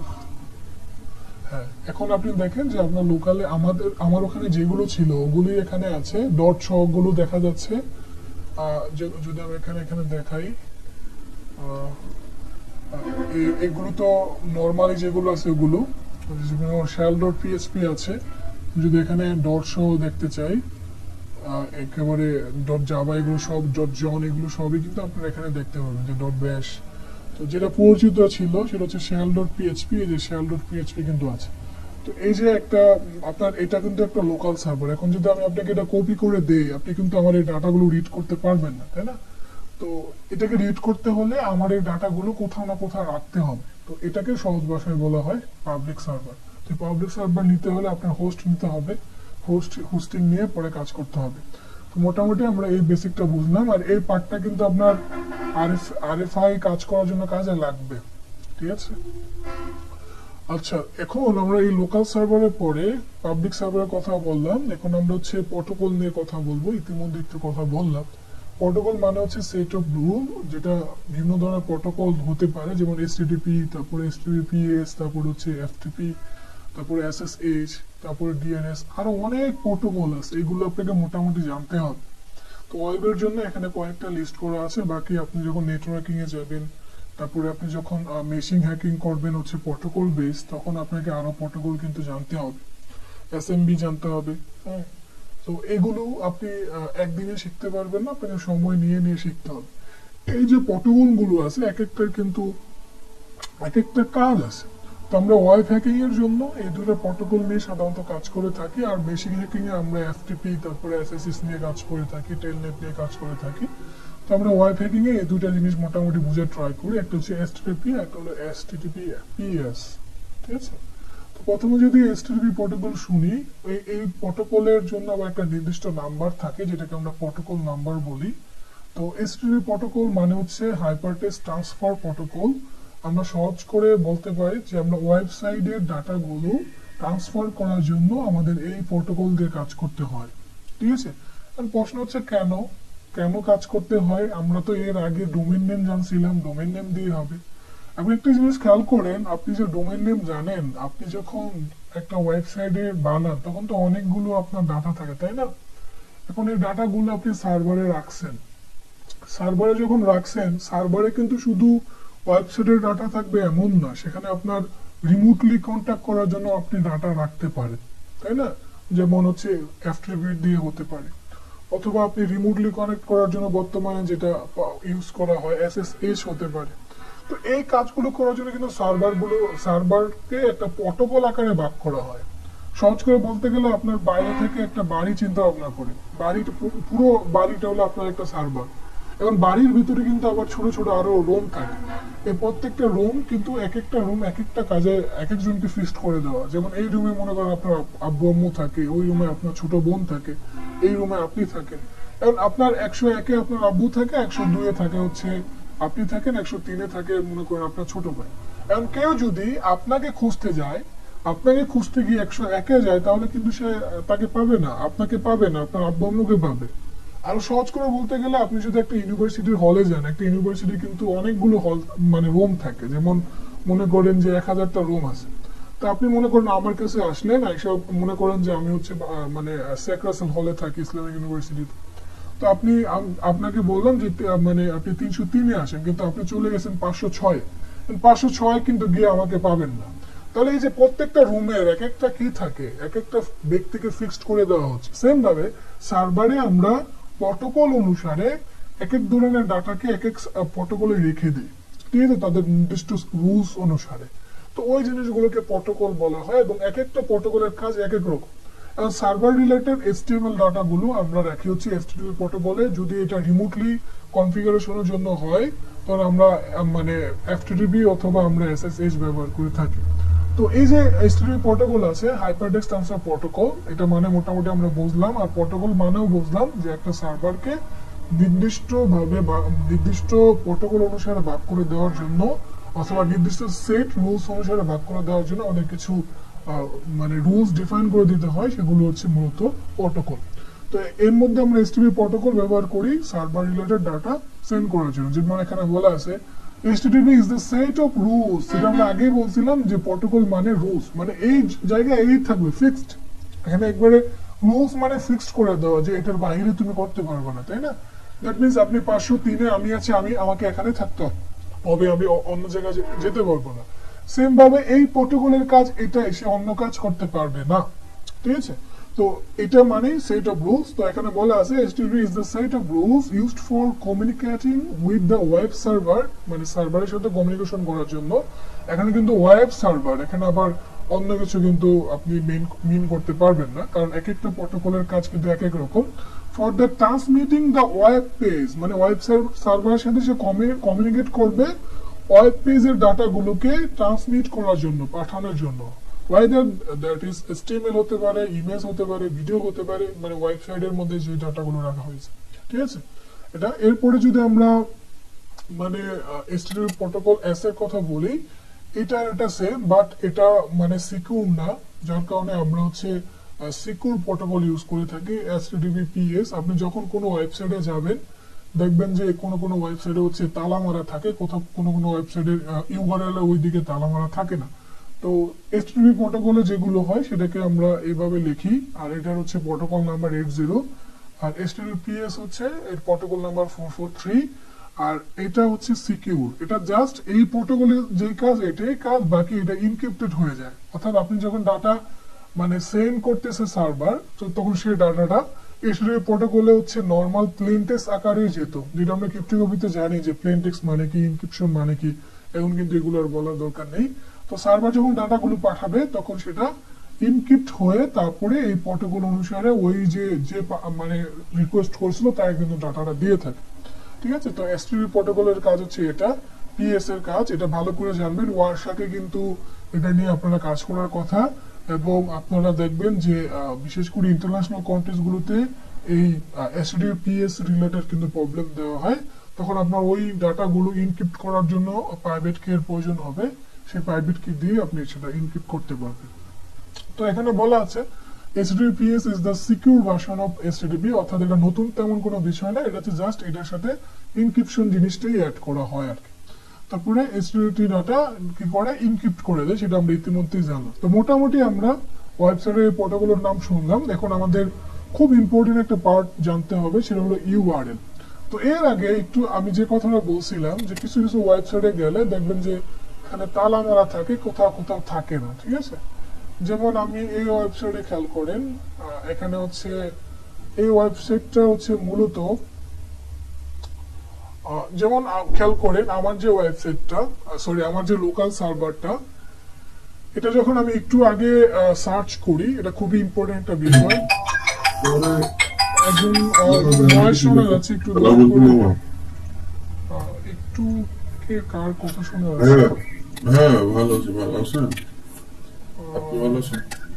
না না, ঘুমাইনি, ওই যে ক্লাস চলছিল, ক্লাস করতেছিল। নিশাত, হ্যালো।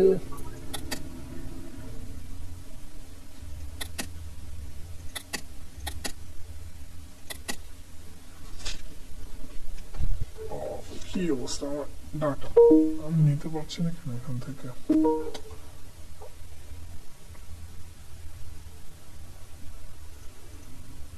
আচ্ছা, সরি ফর দ্যাট, মাঝখানে আমাকে ইন্টারাপ্ট করা লাগলো। আমি হচ্ছে আপনাদের একটু এই বিষয়টা দেখাচ্ছি। আপনারা কি আমাকে শুনতে পাচ্ছেন?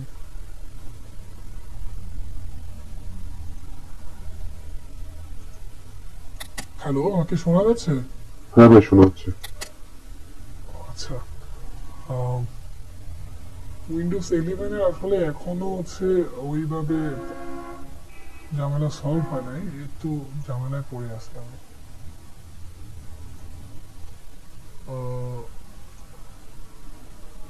আমি হচ্ছে আমার শুধু তো মানে ইউআরএলটা ইয়াটা দেখা যাচ্ছে না, ইয়াটা দেখাতে পারছি না। এর পেছনে কারণ কি বুঝতে পারছি না। আমি যদি দেখা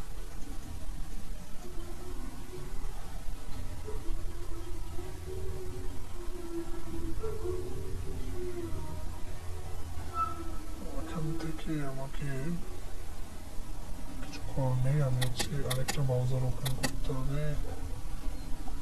মোজিলা ফায়ারফক্স কোথায়?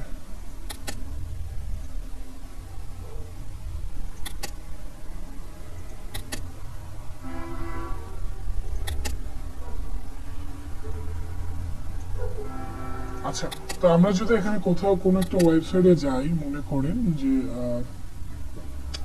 স্যার বাংলাতেই যদি যাই, তো এখানে খেয়াল করেন যে এখানে লক করা আছে। আর তো এটা হচ্ছে কিন্তু মানে HTTPS খেয়াল করেন যে এখানে এস আছে, দ্যাট মিনস ডাটাগুলো সিকিউর হয়ে যাবে। কিন্তু এমন অনেক ওয়েবসাইট আছে, HTTP ওয়েবসাইট যদি আমরা লিস্ট দেখি, তখন ওখানে দেখবেন যে ওখানে হচ্ছে ওই ওয়েবসাইট গুলোতে হচ্ছে আপনার এস থাকে না। তো ওখানে যে এস থাকে না, দ্যাট মিনস ওই ডাটাগুলো কিন্তু ইনক্রিপ্ট হয় না, ঠিক আছে? এখন আমরা যে বিষয়টা জানবো সেটা হচ্ছে ইউআরএল এর বিষয়গুলো। তো ইউআরএল এর বিষয়গুলো যদি আমরা জানি, তো ইউআরএল মানে কি? ইউআরএল মানে হচ্ছে ইউনিফর্ম রিসোর্স লোকেটর। এটা হচ্ছে আপনার এক একটা ওয়েবসাইটের জন্য পুরো সম্পূর্ণ বিষয়টা নিয়ে থাকে, যেখানে প্রোটোকল নাম্বার থাকবে, ডোমেন থাকবে, আর রুলস অনুসারে বিভিন্ন মেথড থাকবে। তো এটা একটা ইউআরএল এর এক্সাম্পল, এক একটা মিনিং আছে, আমরা মিনিং গুলো দেখা ট্রাই করি এই পিকচার থেকে। তো এই পার্টটাকে বলা হয় মানে স্কেমা। এটা হচ্ছে ডিফাইন করে কোন ধরনের প্রোটোকল। যেমন আপনি এখানে ইচ্ছা করলে এফটিপিও দিতে পারবেন, আবার HTTPS ও দিতে পারবেন, এবং সেই অনুসারে কাজ করবে। অর্থাৎ স্কেমা ডিফাইন করতে হবে প্রোটোকল অনুসারে। তো এখানে PS দেওয়া নাই, দ্যাট মিনস এটা কিন্তু সিকিউর না। এরপরে হচ্ছে আপনার ওই প্রোটোকল অনুসারে যদি আপনি লগ ইন করেন, তাহলে ডোমেইন অনুসারে ইউজার নেম পাসওয়ার্ড দিয়ে যদি ঢুকেন, যদি অর্থাৎ আপনার লগ ইন ফর্ম হয় আর কি, তো ইউজার নেমের পাসওয়ার্ডটা এইভাবে থাকবে। এরপরে হচ্ছে সাবডোমেইন অথবা সরি এখানে ডোমেইন থাকবে অথবা হোস্ট থাকবে। এরপরে হচ্ছে এখানে হচ্ছে পোর্ট নাম্বার। অর্থাৎ আমরা একটু আগে বলেছিলাম যে HTTP এর পোর্ট নাম্বার H0 আর HTTPS এর হচ্ছে 443। এখানে যেটা দেওয়া আছে এটা কিন্তু PS এর, কিন্তু আমার এখানে একটা ভুল আছে। কেউ কি আমার এই ভুলটা ধরে দিতে পারবেন? এই লাইনটাতে আমার একটা ভুল আছে। ভাই এখানে এস হবে, রাইট, HTTP। এখানে আমার দেওয়া দরকার ছিল S, তারপরে এখানে 443, বাট আমি এখানে S দিই না, দ্যাট মিনস এটা এখানে একটা S দেওয়া লাগবে। তো এখন এখানে যখন আপনি P দিয়েছেন, দ্যাট মিনস আপনার 80, তো এটা আপনার পোর্ট নাম্বার, এটা ভালো করে আপনার মনে রাখতে হবে। আর এটা হচ্ছে আপনার মানে পাথ। এরপরে এটা হচ্ছে মেথড অনুসারে এটা কোয়ারি করা হচ্ছে। তো মোটামুটি একটা বেসিক, এটা আপনার জানতে হবে, এটা খুব কাজে লাগবে যখন আপনি ওয়েবসাইট রিলেটেড কাজগুলো করবেন। আর এই বেসিকটাও কাজে লাগবে, এই বেসিকটাও কাজে লাগবে যখন আপনি এনমেপ নিয়ে কাজ করবেন। অনেক সময় আপনার টার্গেট ডোমেইনে মনে করেন HTTP টা হচ্ছে এখন বেসিক বলা আছে 80 অথবা 43, কিন্তু এই এই HTTP পোর্টেবলটা রাখা হয়েছে মনে করেন, কারণ এটা কিন্তু চেঞ্জ করা যায়, এটা রাখা হয়েছে মনে করেন 3340-তে। তখন যদি আপনি সরাসরি ওই ডোমেনটা লেখেন তখন কিন্তু অ্যাড্রেসটা ওই ওয়েবসাইটটা দেখতে পারবেন না। তখন এখানে অবশ্যই আপনাকে হচ্ছে এটা ডিফাইন করে দিতে হবে, ঠিক আছে, এটা ডিফাইন করে দিতে হবে। আচ্ছা, এরপরে আমি যদি আরো বেসিক বিষয়গুলো দেখাই, দ্রুত শেষ করে দেব। আচ্ছা, বিভিন্ন ধরনের মেথড আছে, এই মেথড আপনাদের জানতে হবে। গেট মেথড আছে, পোস্ট মেথড আছে, পুট মেথড আছে, ডিলিট মেথড আছে, আর বিভিন্ন স্ট্যাটাস কোড আছে। আমরা শেষ পর্যায়ে চলে আসছি, একটু পরে প্র্যাকটিক্যাল একটু দেখিয়ে দেব।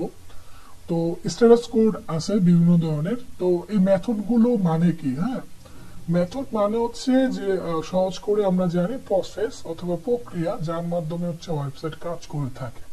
তো আমরা যখন ওয়েবসাইটে অনেক সময় লগ ইন করি, তাই না, আবার অনেক সময় ওয়েবসাইট থেকে আমরা কল করে ডাটা নেই, আবার অনেক সময় আমরা একটা ওয়েবসাইট থেকে পিকচার ডিলিট করি, পোস্ট ডিলিট করি, আবার অনেক সময় আমরা একটা জিনিস এডিট করি, ঠিক আছে। এই যে এক এক সময় এক একটা কাজ করি সেটা কিন্তু ডিফাইন করা হয় এই মেথড গুলো দিয়ে, ঠিক আছে। অর্থাৎ আপনি যে ফেসবুকে মনে করেন একটা পিকচার ডিলিট করলেন, আপনার একটা পোস্ট আবার এডিট করলেন, অথবা হচ্ছে আপনি একটা ডাটা ফেসবুক থেকে ডাউনলোড করলেন, হ্যাঁ, অথবা আপনি হচ্ছে আপনার ইউজার নেম এবং পাসওয়ার্ড হচ্ছে ফেসবুকের সার্ভারে রাখলেন, অথবা একটা পোস্ট করলেন।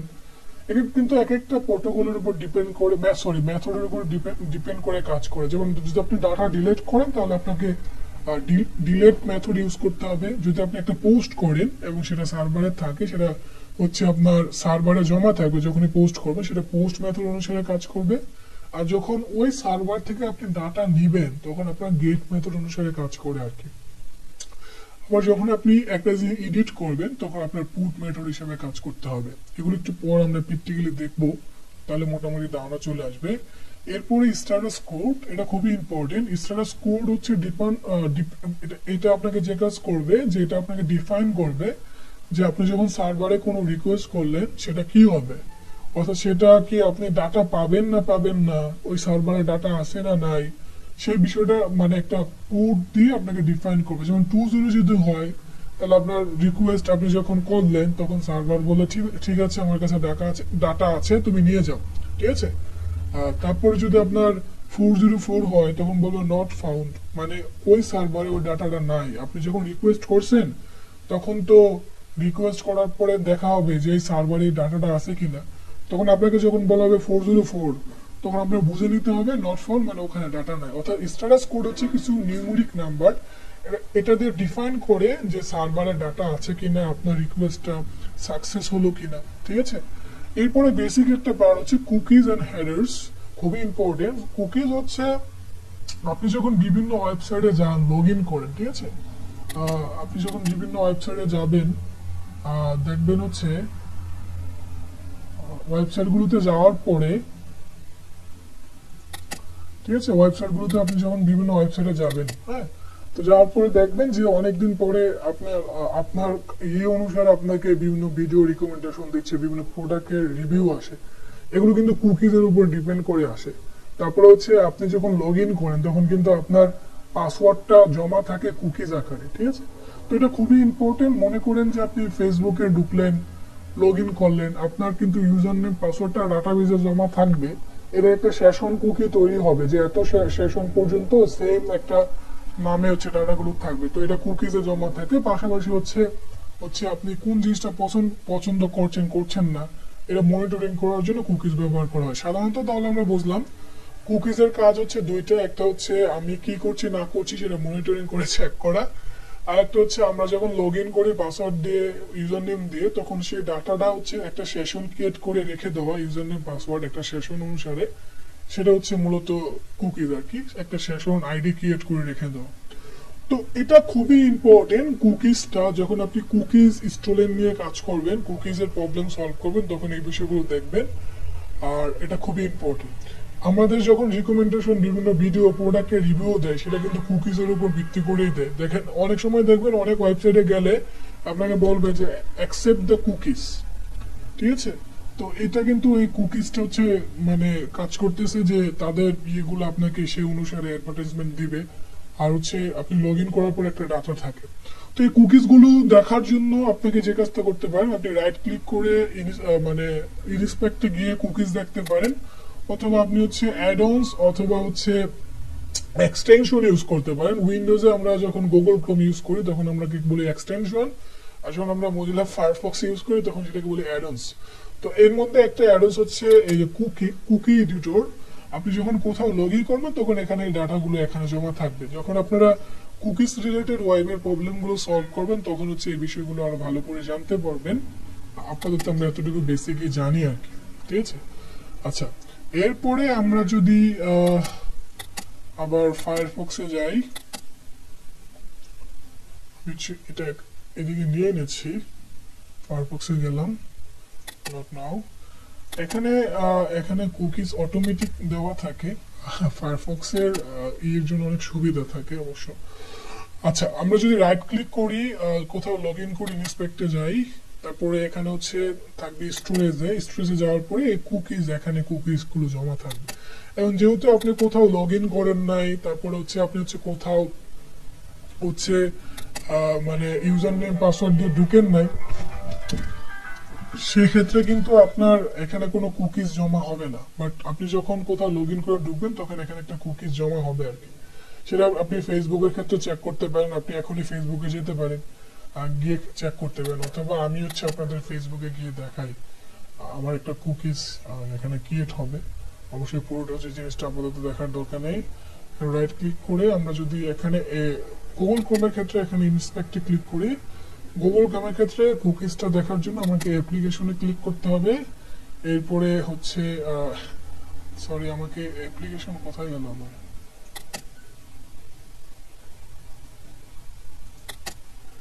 অ্যাপ্লিকেশনে ক্লিক করলাম, এর মোড়ে এখান থেকে দেখুন সেশন স্টোরেজ এই যে কুকিজ, ঠিক আছে। এখন এখানে যদি আপনারা খেয়াল করেন যে একটা কুকিজ স্টোরেজ ইউজার হিসাবে কিন্তু ক্রিয়েট হয়ে যাবে, আর সেটা দেখেন যে এই যে কুকিজ তৈরি হয়ে গেছে। তো এখন এটা যেহেতু আপনার লগ ইন ইনফরমেশন দিয়ে কাজ করে, সেক্ষেত্রে আপনার কুকিজ জমা হচ্ছে। আপনি যদি লগ ইন ইনফরমেশন ছাড়া কাজ করেন সেখানে কিন্তু আবার কুকিজ জমা হবে না, ঠিক আছে। তো এই জিনিসগুলো মানে এক একটা ভিন্নতা আছে, তো আমরা এটা কেটে দিলাম। তো মোটামুটি আমরা কুকিজের বিষয়টা বুঝলাম। তারপরে এক একটা স্ট্যাটাস কোড, সেটা আমরা মোটামুটি বুঝলাম। এরপরে এখন আমরা যে কথাটা বলবো সেটা হচ্ছে হেডার্স। খুবই ইম্পর্টেন্ট। আমরা যখন ডাটা সেন্ড করি, সেন্ড করার সময় আমাদের বেসিক ইনফরমেশন গুলো যেগুলো ওয়েবসাইটের ডাটা না, সেগুলো হচ্ছে হেডার পার্টে থাকে। সহজ করে বলতে গেলে হেড পার্টে থাকে। হেড পার্টের কাজ হচ্ছে আমাদের কি কি ইনফরমেশন আছে, ওয়েবসাইটের নাম কি, হোস্ট কে করলো, কোন ধরনের ইউজার এজেন্ট আছে, তারপরে কোন ধরনের ল্যাঙ্গুয়েজ সাপোর্ট করবে, কোন ধরনের ফরওয়ার্ড করা যাবে কি যাবে না, সেই পার্টগুলো মূলত বলে, আর স্টোরেজ কোডটা বলে, ঠিক আছে। আর হচ্ছে বাকি পার্টগুলোতে কিন্তু আমাদের বডি পার্টগুলো থাকে। তো এটা খুবই ইম্পর্টেন্ট। এটা একটু পর হচ্ছে আমি বাফ সুইট দিয়ে আপনাদের দেখাবো। তো মোটামুটি হচ্ছে আমরা এই বিষয়গুলো বুঝলাম। এখন হচ্ছে আমি হচ্ছে আপনাদেরকে এগুলো বাফ সুইট দিয়ে একটু বেসিক বিষয়গুলো দেখাই দিব। এর আগে আমি হচ্ছে স্লাইডে যাই, আমার স্লাইডটা এখানে আছে।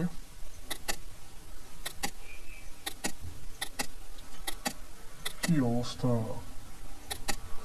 ওকে, তো আমরা মোটামুটি কুকিজ বুঝলাম, হেডার্স বুঝলাম, আর মোটামুটি আমাদের বেসিক শেষ হলো।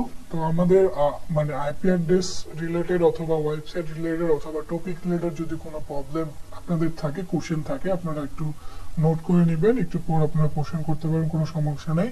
এখন হচ্ছে আপনাদেরকে বাফ সুইট দিয়ে এই বেসিকগুলো আমি একটু দেখাই। একটা বেসিক, আমি একটা বাফ সুইট ওপেন করি। আমি হচ্ছে কমিউনিটি এডিশন মানে ওপেন করছি। এখন প্রফেশনাল যেটা, সেটা হচ্ছে আপাতত ওই ওপেন করছি না।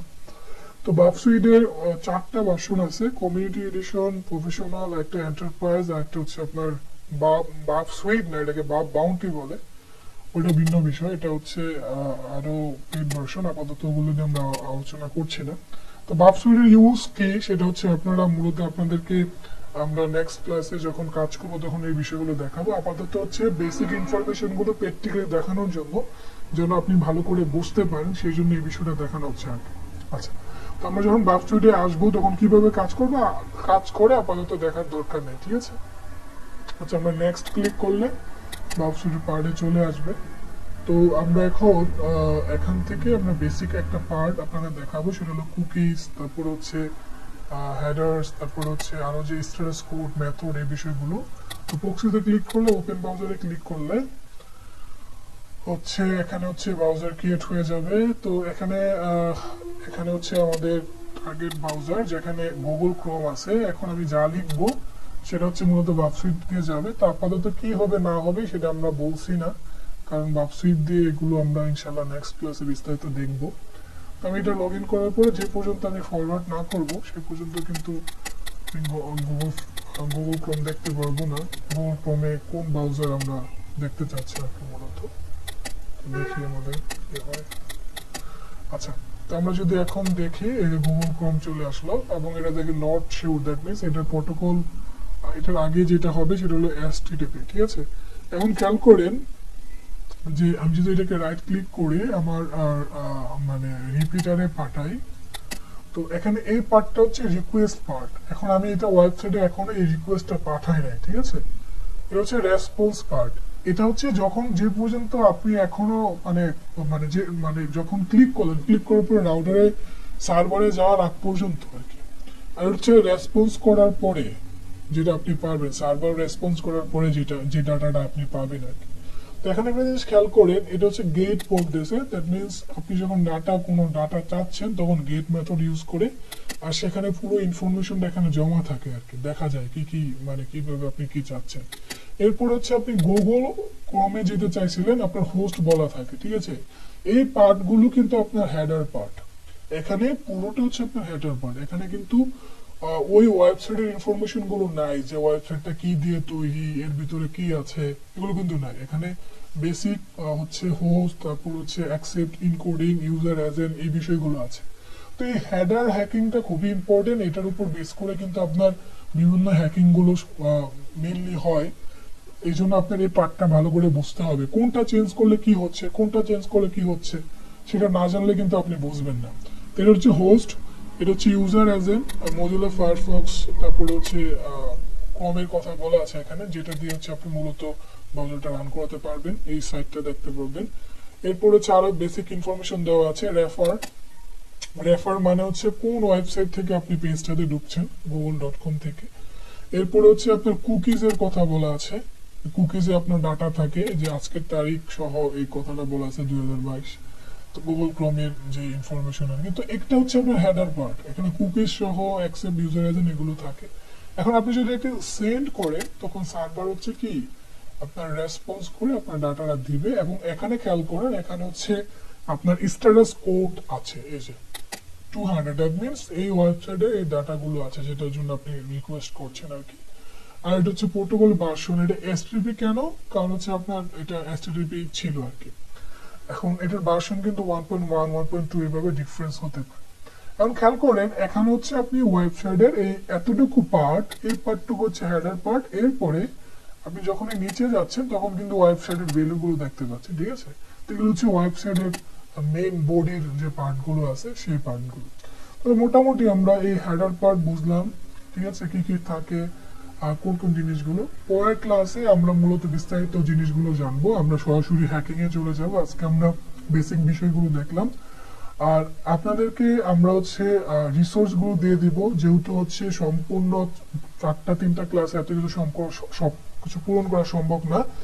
আপনাদেরকে আমরা কিছু রিসোর্স দিয়ে দিব গুগল ক্লাসরুমে, আপনারা এই রিসোর্স গুলো কমপ্লিট করবেন। আর 2টা অ্যাসাইনমেন্ট দিয়ে দেওয়া হবে এই বেসিক রিলেটেড প্রবলেম গুলো সলভ করার জন্য, আপনারা এখান থেকে দেখে নেবেন। আর বাফসুইটের বেসিকটা যারা এখনো দেখেন নাই, মোটামুটি ভাবে চেষ্টা করবেন বেসিকটা দেখে নিতে, কারণ ওয়েবসাইট হ্যাকিং এর জন্য বাফসুইট খুবই ইম্পর্টেন্ট। এখানে আপনাকে ওয়েবসাইট হ্যাকিং এর জন্য বাফসুইটে বস হতে হবে, ঠিক আছে। তো এই রিসোর্স গুলো আপনাদের দিয়ে দেওয়া হবে। তো আজকের এই ক্লাসে এই বেসিক জিনিসগুলোই ছিল। এখন যদি আপনার কোনো কোশ্চেন থাকে তাহলে আপনি কোশ্চেন করতে পারেন।